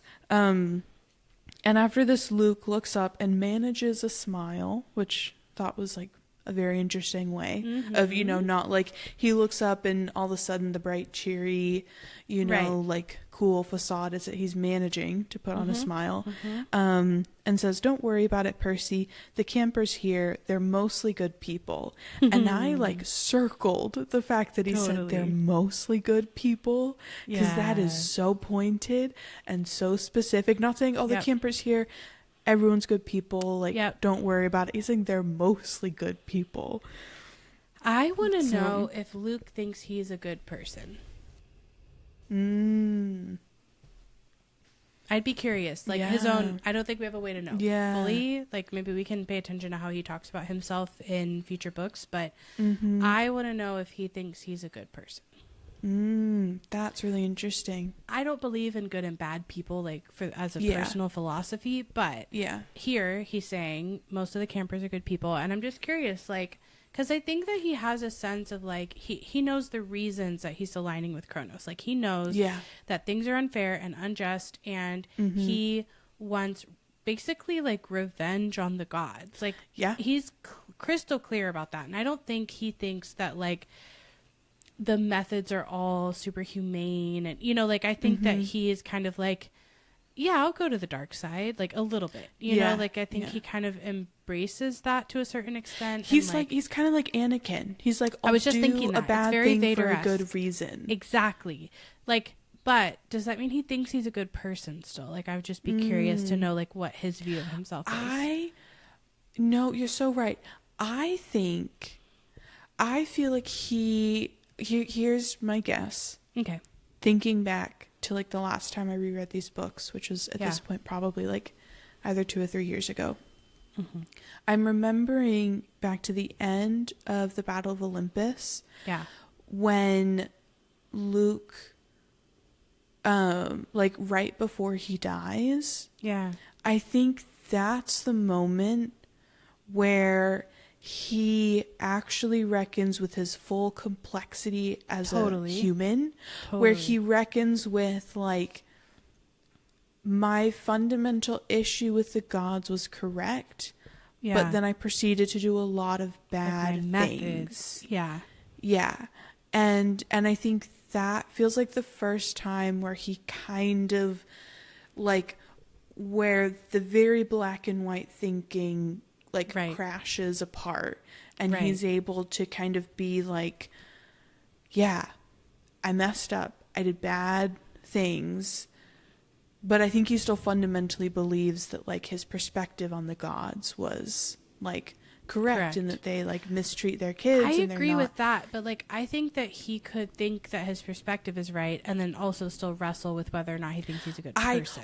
And I think he does. That's so then like backtracking, like I think he probably deep internally is wrestling with whether he's a good person or not. And I would think that he probably goes through periods where like what he's saying to, I think, cope and like give him again in that Anakin way, that perspective of like, I'm having to moralize this in my brain, so I'm telling myself that I'm doing the right thing and I'm a good person and I'm a good person, that I think that's what he tells himself. But I think deep down, I think he fully struggles with that question, and I think feels very torn. And I think feels torn throughout the whole series until that final moment right before his death in the Battle of Olympus, where I think he basically goes, I'm neither, I'm both, I'm all of the above, like it's, you know, and I think kind of lets go of that like constant battle, because you see those like the further he goes with Kronos, like, you know, what keeps Annabeth holding on so long is he'll have those moments where he'll switch from being like incredibly like mean and cruel, and then especially after Kronos takes over his body, Annabeth will be like, but I saw Luke come through and I saw that humanity and that like and I think even before Kronos takes over his body, he is internally having that battle and like fighting it out. No, I totally agree.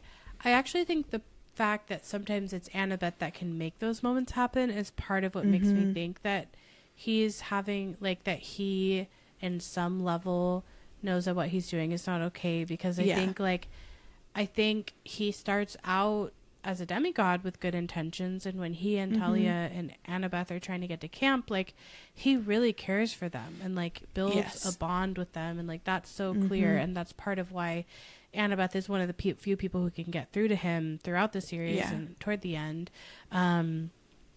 That shows like he would have a sense that he might not be acting fully with his values when he's doing all the stuff that Kronos is asking him to do, but he's letting it happen because he has so much anger and so much resentment. And it does really parallel Anakin Skywalker. Is kind of interesting. I hadn't thought about that before. Yeah. Well, and even I'm thinking they do kind of have this parallel of like Luke was not a slave in the way that Anakin was, but their childhoods were full of like tragedy and pain and turmoil. And they both leave their homes at an incredibly early age. And I think they both struggle with that. Like I think Anakin struggles with that because I think he loves and adores his mom, and that was the only person that he knew or like had that kind of connection with, and so leaving her was really hard.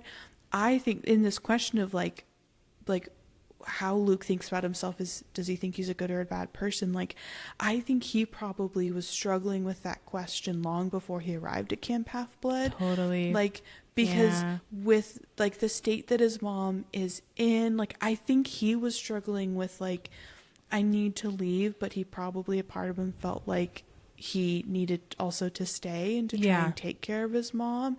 And he probably struggled in leaving of like with that question of, am I a good or a bad person for having left, you know? 100%. And then I think in the way that it makes sense for a kid to do, you're struggling with all these big things, he finds one place to direct all of that at, which is Hermes. For sure. And then larger than that, the gods as a whole. And basically I even think that parallels Anakin in an interesting way, where Anakin is disillusioned with the Jedi Order, and Luke is disillusioned with like the godly order, like that they're abusing their power, that they're like not living, you know, they're not like there's values. not enough respect. They're not recognizing like he, like the quest that Hermes sends him on, he finds so disrespectful. And he's like, I'm worthy of greater than this. It's like Anakin when he's like, you won't give me the rank of Jedi, like you won't give me the rank of Master when I'm on the council.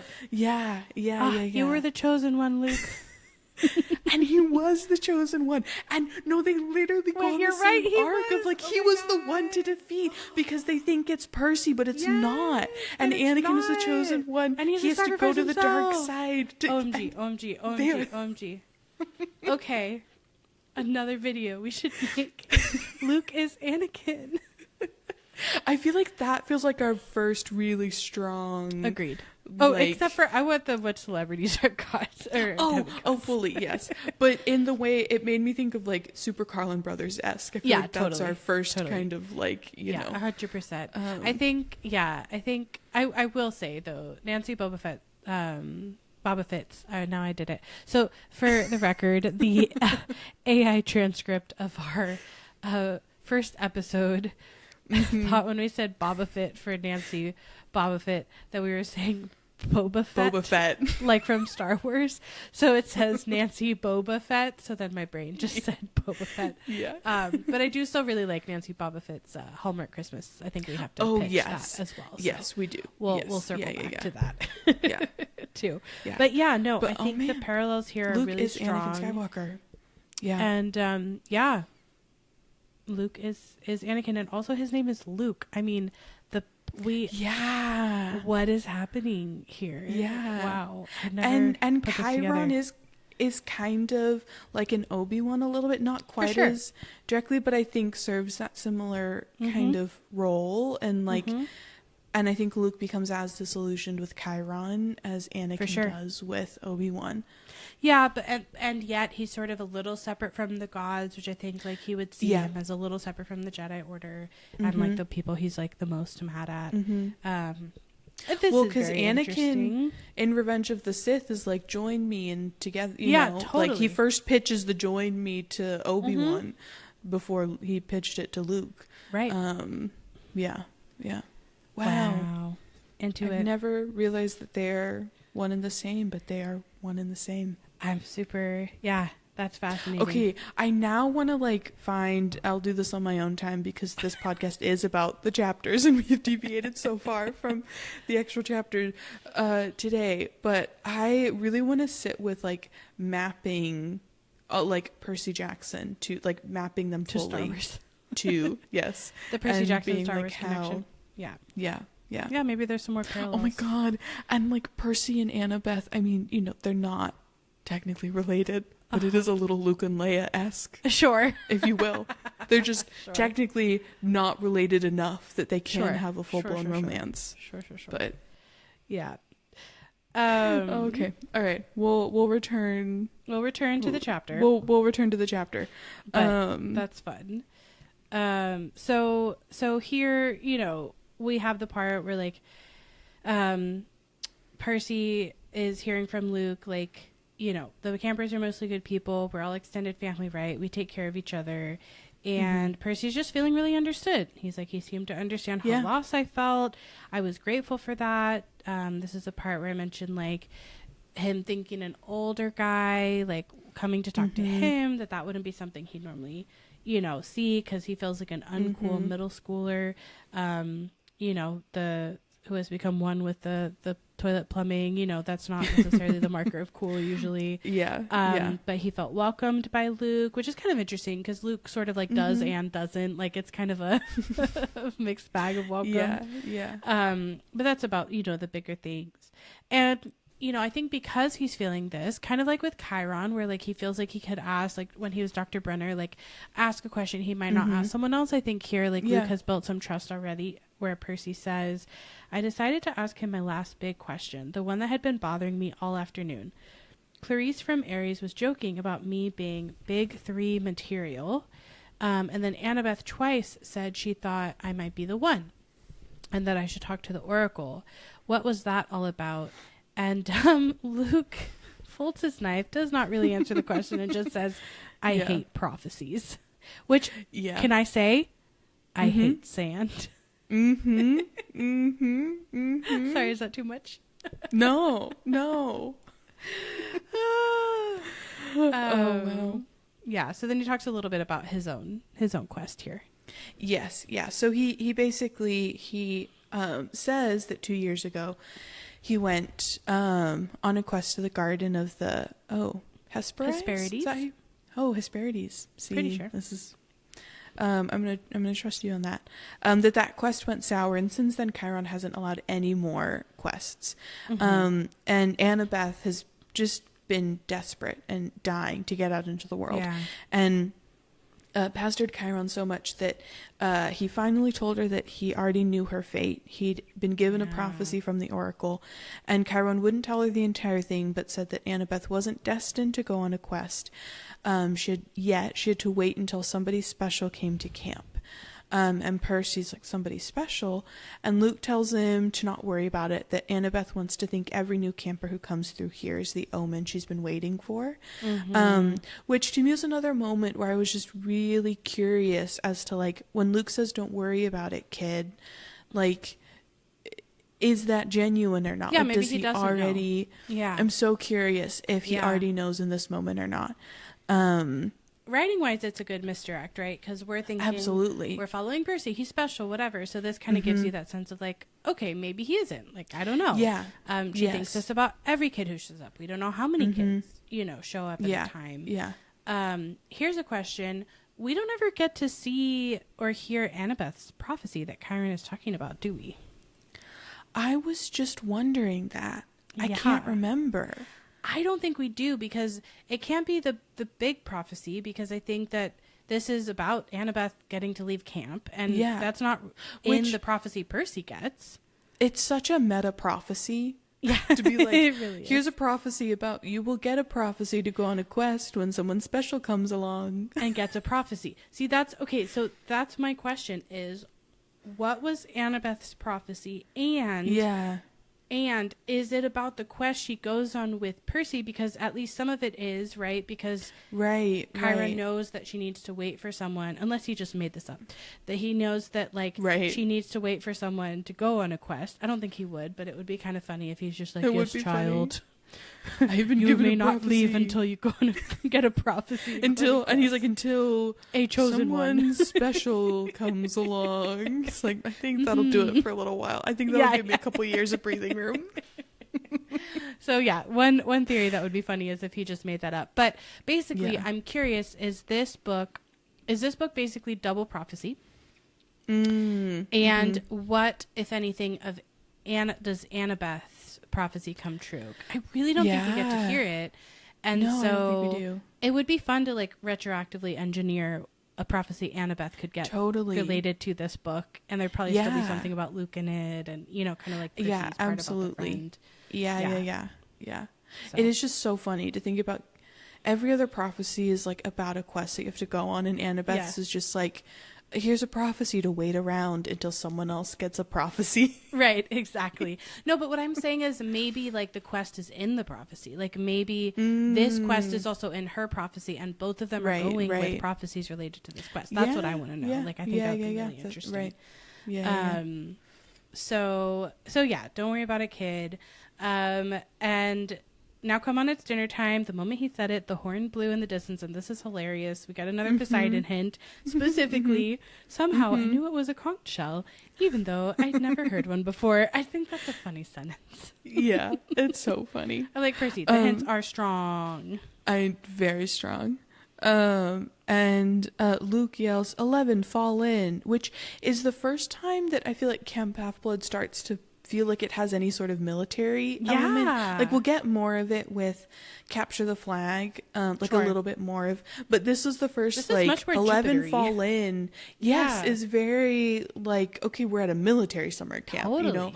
And especially the way that everyone like lines up in order of seniority, they file out into the yard, like it all of a sudden becomes very like or militarily organized in a way that otherwise Camp Half-Blood is just kind of in a constant state of chaos. Totally. Yes. Unruly. For sure. Otherwise. Yeah. And interestingly, the campers come, right, for all the cabins too, except for the 3 empty cabins at the end and cabin 8, which had looked normal in the daytime, but was now starting to glow silver as the sun went down. So Artemis. A funny nod to Artemis. Which we won't get to for a little while, but just little fun things like that in the world building. And then we go to the mess hall, which even calling it a mess hall, like we are getting more of that like military vibe here all of a sudden. Yeah. It says that satyrs joined from the meadow, naiads emerged from the canoeing lake, and a few other girls came out of the woods. When I say out of the woods, I mean straight out of the woods. Percy says, I saw one girl about 9 or 10 years old melt from the side of a maple tree and come skipping up the hill. It's so cute. And then we kind of get the scale of the camp in terms of like how many people are here. So he says, in all, there were maybe 100 campers, a few dozen satyrs, a dozen assorted wood nymphs and naiads.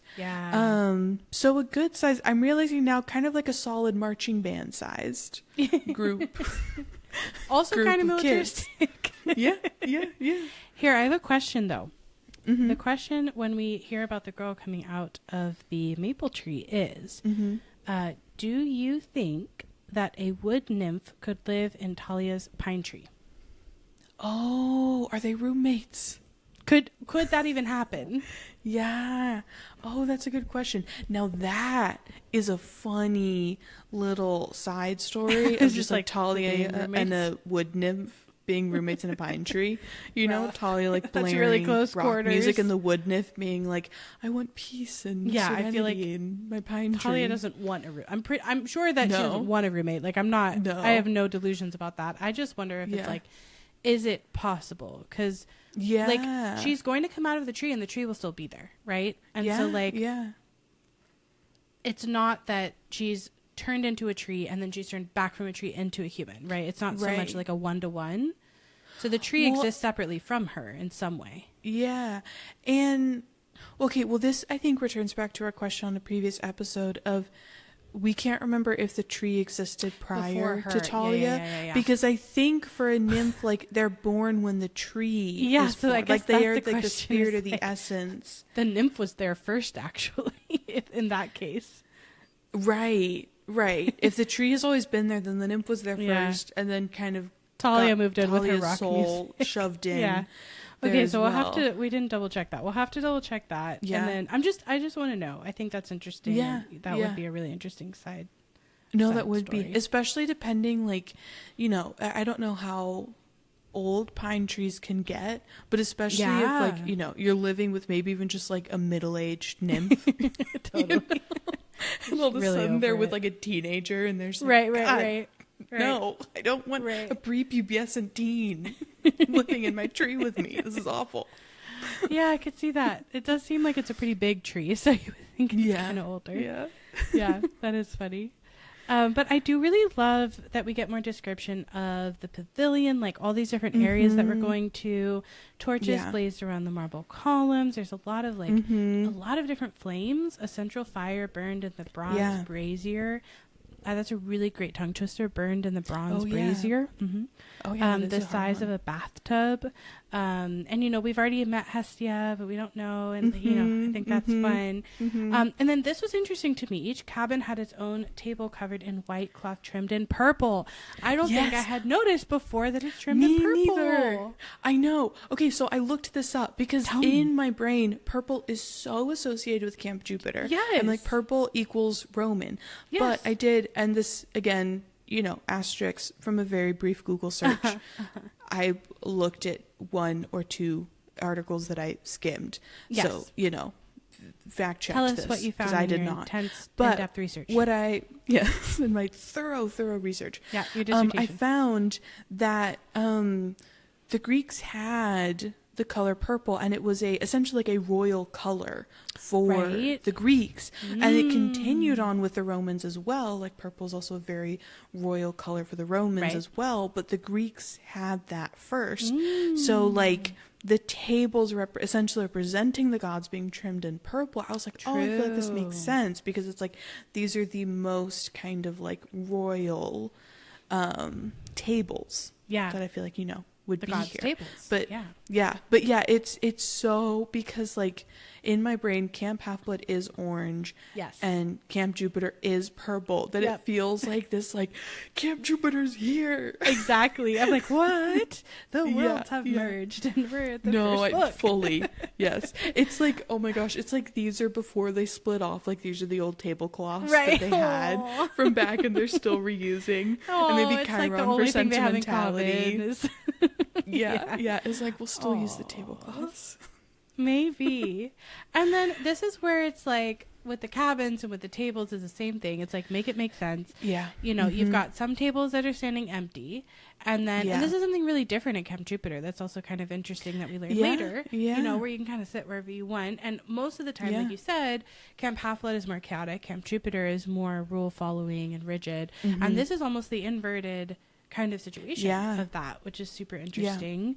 But the Hermes cabin table is just so crowded that Percy is there having to sit half off the seat because there's just not even room for him. That's so uncomfortable. That's so uncomfortable. And you know that leg has fallen asleep. Oh, you know it's like it's fallen asleep. It hurts. For sure. Your back is screwed up, even though you're 12. I was about to say, like, my back is. I've thrown my back out, even as a 12-year-old, doing that. 100%. And then we get to learn about some of the tables. Because Mr. D is even, like, sitting at the table with his kids. And also the satyrs. And Chiron stood to one side. The picnic table being way too small for a centaur. She's like, yeah, makes sense. That tracks. Is he just, like, always carrying a plate and then eating with the other? Again, I'm like, let's make camp accessible for Chiron. Like, I know. Let's, you know, like, he just needs like you know, a counter height table, and then we're fine. Like, why doesn't he have that? Petition to buy, put it in the budget to buy Chiron a counter height table. Yes. Not that hard. Annabeth is sitting at table 6 with a bunch of serious looking athletic kids, all with gray eyes and honey blonde hair like her, which is like, yes, they almost look exactly the same, cookie cutter. Like, that's kind of scary. Yeah, right. It's like, just every table's like a tiny army Athena of just like identical. Has a type, or her genes just win. I don't know. There's something. Right, so I'm like, right, this isn't tracking for me. Yeah, I think eventually, like we've talked about, like all the cabins get more diverse and like realistic feeling. Yeah. Compared to the beginning here. And man, we're not stopping hating on the Aries table. We're talking about they're belching later. They're ugly laughing or something. I'm like, come on. Ugly cheering. Which like what an oxymoron. Yeah. I'm sorry. I know. It's not like loud, rambunctious cheering, boisterous cheering. I know it's ugly. From Percy's perspective, and you know he was just bullied by her. I'm like, okay.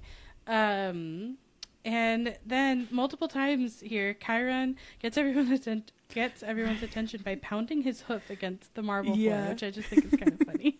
Yeah. And he raises his glass and says, "To the gods," and everyone else raises their glasses and they yell, "To the gods." To the gods. Which is interesting.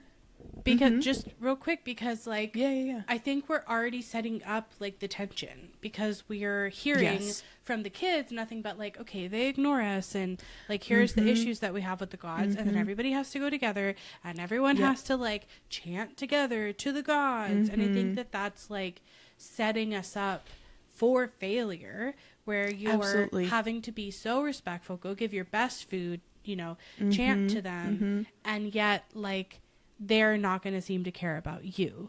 And that's going to set up resentment, like, for sure. Absolutely. And so the wood nymphs come forward with platters of food. They have grapes and apples and strawberries and cheese and fresh bread and, yes, that barbecue that Percy was smelling earlier. And Percy notices his glass is empty, but Luke says, quite helpfully, you know, a lovely, simple explanation. Hey, everyone, let's take some notes. Love that. Clear.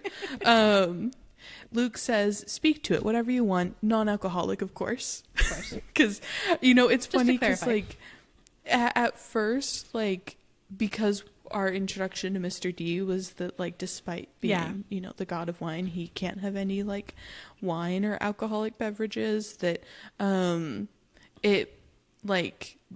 every time I read that line, at first my brain goes like, oh, right, because of Mr. D. And I have to go, no, because 12. No, because they're kids. Well, that's why I think it's funny children. To even clarify, because I'm like, they're really little. Like, I hope they're not going to be ordering anything alcoholic. But hey, at least we may have random monsters show up and lava spewing and all these other hazards. But no underage drinking. No underage drinking is happening. We have a boundary for how we're treating children here, and that is the boundary. Yeah. And so Percy asks for cherry Coke, and then once the glass fills with the sparkling caramel liquid, which cherry Coke never sounded so good, he gets an idea and he says blue cherry Coke, and he sees the soda turn a violent shade of cobalt. And he takes a cautious sip, and it's perfect. And he drinks a toast to his mother, which I love that. I just love. The true goddess of these stories. Yes. To Sally. The true actual. That's who they should be toasting to. Yeah, 100%. To Sally Jackson, always. But here he's being creative again. Like, this is my thing. Where he's like, I'm not creative. I'm like, you literally thought to turn your cherry Coke blue. Like, creativity. Yes. And he tells himself she's not gone, not permanently anyway. She's in the underworld. And if that's a real place, then someday, ... And what I think is really interesting here is that Percy is basically still believing his mom has died. It's just that now that he's discovered the world of myths are real, then that means that the underworld is a real place, and he can venture there, and he can go, like, basically rescue her and bring her back to the land of the living. So it's interesting. He's not questioning whether or not she's died. Dead. Yeah. He's just like, there's a way for me to bring her back. Yeah, absolutely. Yeah. So Luke hands Percy a platter of smoked brisket, which sounds so good right now. Yeah. And Percy loads up his plate, and he's like ready to dig in when he notices that everyone is getting up and carrying their plates toward the fire in the center of the pavilion. And Percy wonders if they're going for dessert or something. I love that. He's like, Mom, maybe they got s'mores or something over there. I love that thought process. I'm really into it. Fully, yes. And Luke tells him, come on. And as Percy gets closer, he sees that everyone is taking a portion of their meal and dropping it into the fire. And he notices that it's the ripest strawberry, the juiciest slice of beef, the warmest, most buttery roll. I'm just and Luke hungry. again, I know. But Luke again provides a very clear, succinct explanation. Take notes. Annabeth and Chiron. Take notes. And Luke murmurs into his ear, burnt offering for the gods. They like the smell. And Percy immediately naturally has the reaction of, you're kidding, right? Yeah. Like, we do it because they like the smell? But Luke gives him a look that warns him to not take it lightly. Yeah. But Percy still can't help but wondering why an immortal, all-powerful being would like the smell of burning food. And so he sees Luke approaches, bow his head, toss a cluster of fat red grapes, and say Hermes. And Percy's up next. And he has no clue what God's name to say. Yeah. And he's there for a second, and then finally he makes a silent plea, whoever you are, tell me, please. And he scrapes a big old slice of brisket into the flames. Yeah. And then he's like, oh, I get it. Because, you know, he catches a whiff of the smoke and he doesn't gag because it didn't smell like burning food. It smelled like hot chocolate and fresh baked brownies, hamburgers on the grill, and wildflowers, and 100 other good things that shouldn't have gone well together but did. I could almost believe the gods could live off that smoke. And it's just like, I don't know how all the things are putting in there equals this. Like, there is some magic shenanigans going on. Yes. And also, like, very much, you know, hearkening back to original myths and, like, how you would do burnt offerings to the gods and stuff like that. So I like that. Even though I think this sets up some of that, like, cognitive dissonance, I like that it is something that's, like, continued from the myths into, you know, the modern Camp Half-Blood world. And I'm, like, don't remember if we learn if gods can eat. Like, is it that they they can eat ambrosia and nectar. I know, but like mortal food. Like, would it not taste like anything to them? And so this is their way of accessing it? If we know that or not. And also ambrosia and nectar seem to taste specific to the person eating them. So does every god taste something different when they eat ambrosia and nectar? Or do they taste like the purest form of it, that they all would taste the same, and it's just that the demigods taste it differently? Like, I'm just curious. I feel like at some point in one of the books when we're on Mount I feel like at some point we get something from I don't the gods. remember. I also don't remember if they're like eating grapes up there or not, you know, so I want to kind of pay attention. What is what is the food that the gods are eating? We know that they can eat this stuff, and but what's sort of the purpose of the other than respect, right? Like, Percy's sort of thinking they could live off that smoke almost. And then Chiron's pounding his hoof again, which I think is funny. And then, oh my gosh, Mr. D. Just couldn't care less. Just doesn't want to be here. Just, yes, I suppose I'd better say hello to all you brats, is what he says.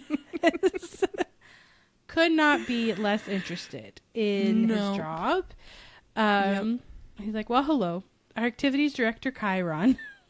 As if, like, he's so uninterested he couldn't possibly know the schedule. I know.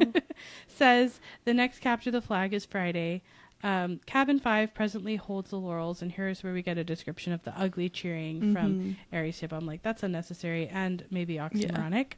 And he literally says, personally, I couldn't care less, but congratulations.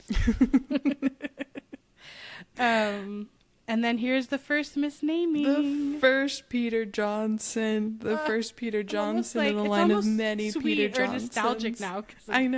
I know. Mr. D says, also I should tell you that we have a new camper today, Peter Johnson. And Chiron murmurs something. And then Mr. D corrects. He goes, Percy Jackson. That's right. Hurrah and all that. Now run along to your silly campfire. Go on. We should just make that our catchphrase. Hurrah and all that. Yeah. That's a great catchphrase. Hurrah and all that. Hurrah and all that. Just like with a slightly not super interested tone. And everyone cheers, and they all head down toward the amphitheater where Apollo's cabin leads a sing-along. Let's go. And I specifically say that they sang camp songs about the gods. Yes. I need to know what these camp songs are. Me too. I need That's them. what I thought too. I need these camp songs. We might need to write some. Because camp songs specifically about the gods feel so fun and so silly. With clapping. I know we get some names later. I know. Yes, I remember. We do get some names later. So we're going to have to go look for those. Okay. But they're eating s'mores. They're joking around. And Percy says, the funny thing was, I didn't feel that anyone was staring at me anymore. I felt that I was home.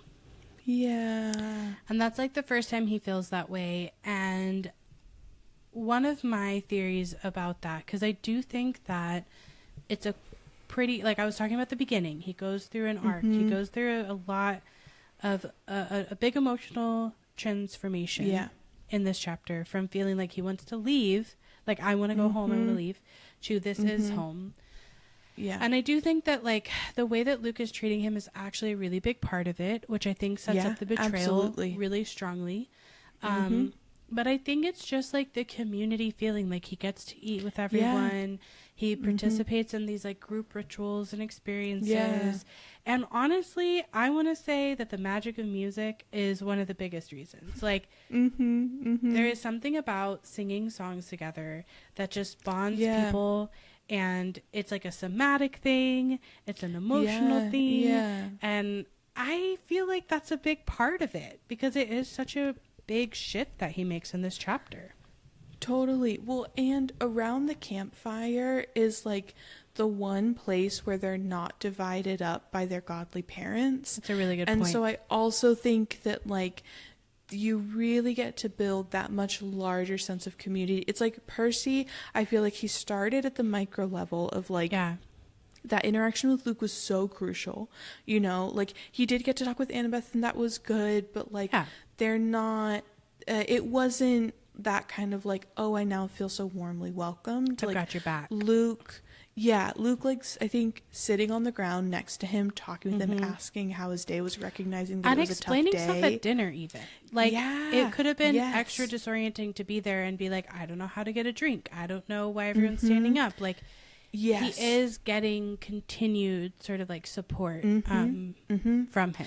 And it's that first individual interaction. And then at dinner, he's sitting with everyone at the Hermes table. And clearly, that seemed to have gone well. I'm sure they're joking around. So, it's Hermes. Yes. That's maybe the mezzo. We go from micro to mezzo. And then the macro is at the campfire.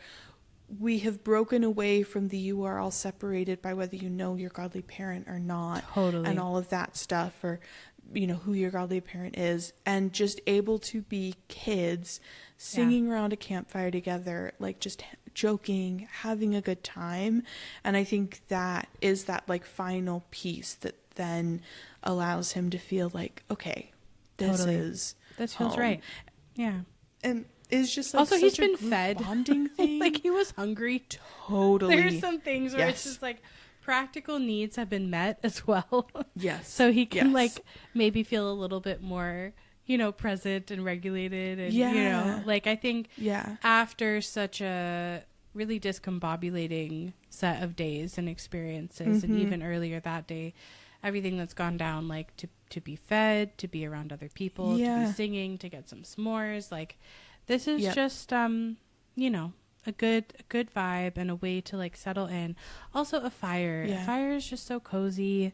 The hearth is the home is how we gather. It's so also primal. Is people have gathered around fires since we started making fires as humans. And I think that's just gonna connect with something really deep inside of him. And and he's so this, I think, helps him to feel grounded enough to then feel how tired he is, because later in the evening the sparks from the campfire are curling into the starry sky, which I love that imagery.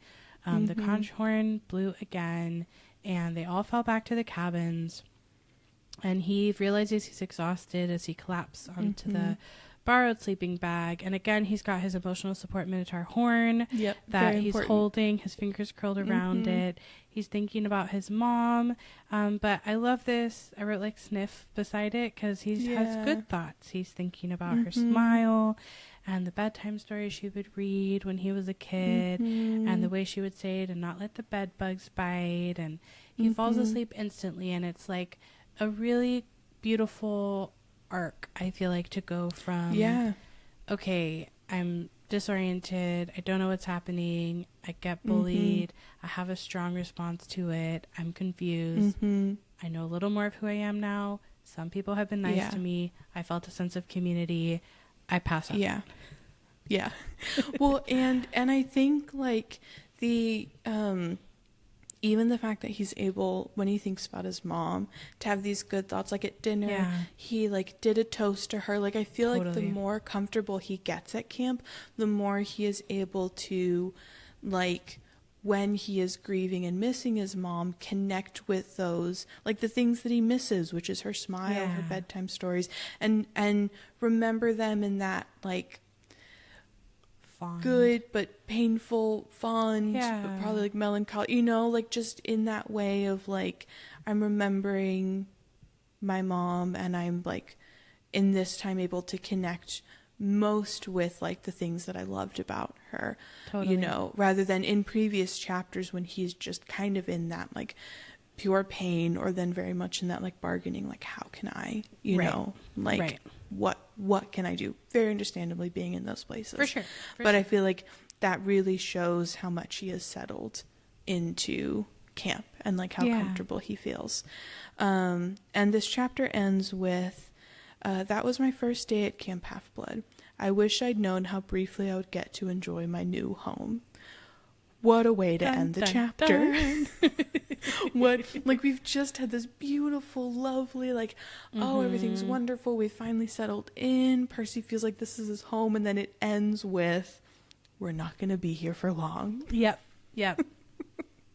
Which is like a really great cliffhanger. Especially because it's not like we're going straight into like the Oracle next chapter or anything, right? No. This is like a little bit of like spoilers inside the book where it's like, okay, it's a cliffhanger, but it won't be resolved right away, which is kind of fun. And I think it's nice because you do need to keep the reader moving forward, and this is a chapter that has maybe of all the chapters reached the most resolution. Like, this is our, which is nice because it's his first feeling of homecoming, so I think that's great.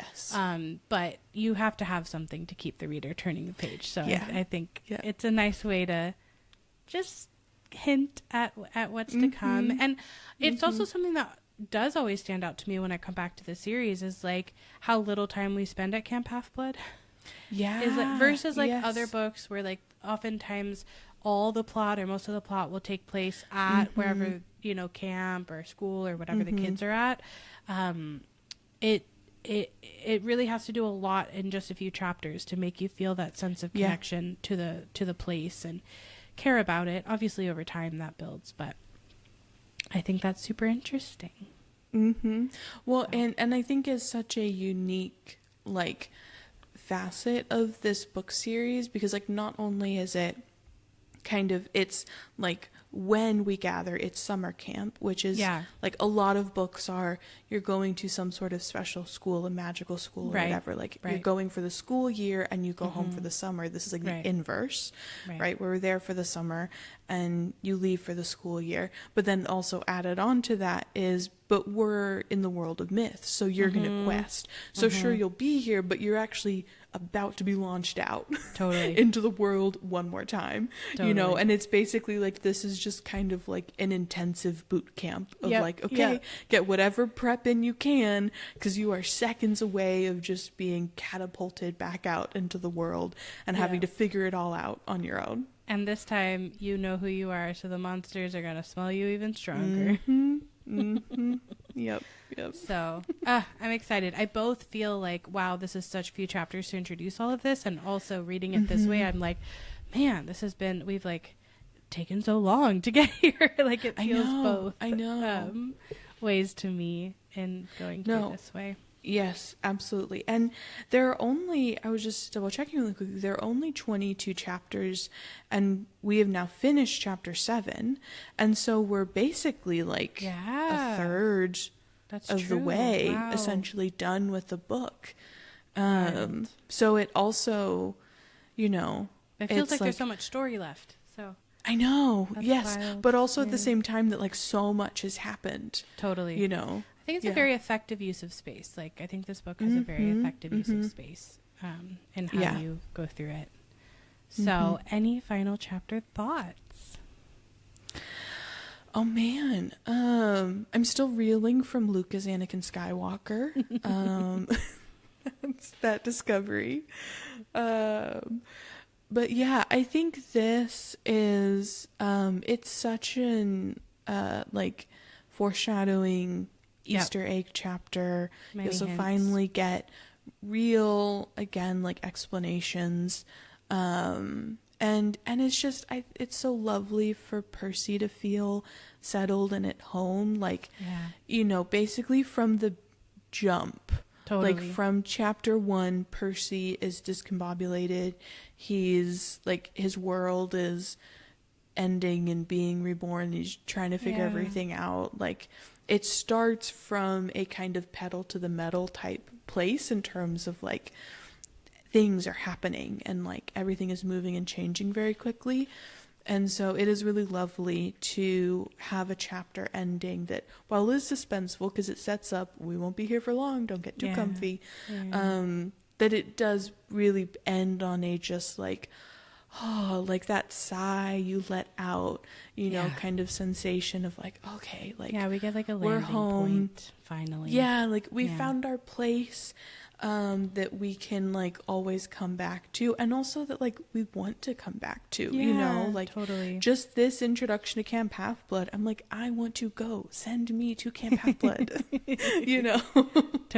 So yeah, how about you? That. Yeah, I think that too. The hints are really strong here. We get a few more like direct pieces of information, which I think just like for Percy's sake feels really nice and relieving after how frustrating that's been. And I like that soft landing and thinking about like what makes a home feel like a home and all that kind of stuff. So I am excited. I had fun. I also thought this was a shorter, less meaty chapter, and I think it's our longest episode yet, so that's hilarious. But sometimes that's just how the blue chocolate chip cookie crumbles. And I personally cannot wait. I'm so excited for next chapter when we dive into the Lightning Thief chapter 8. We capture a flag. Let's go. Let's go. See you then. Bye. Bye.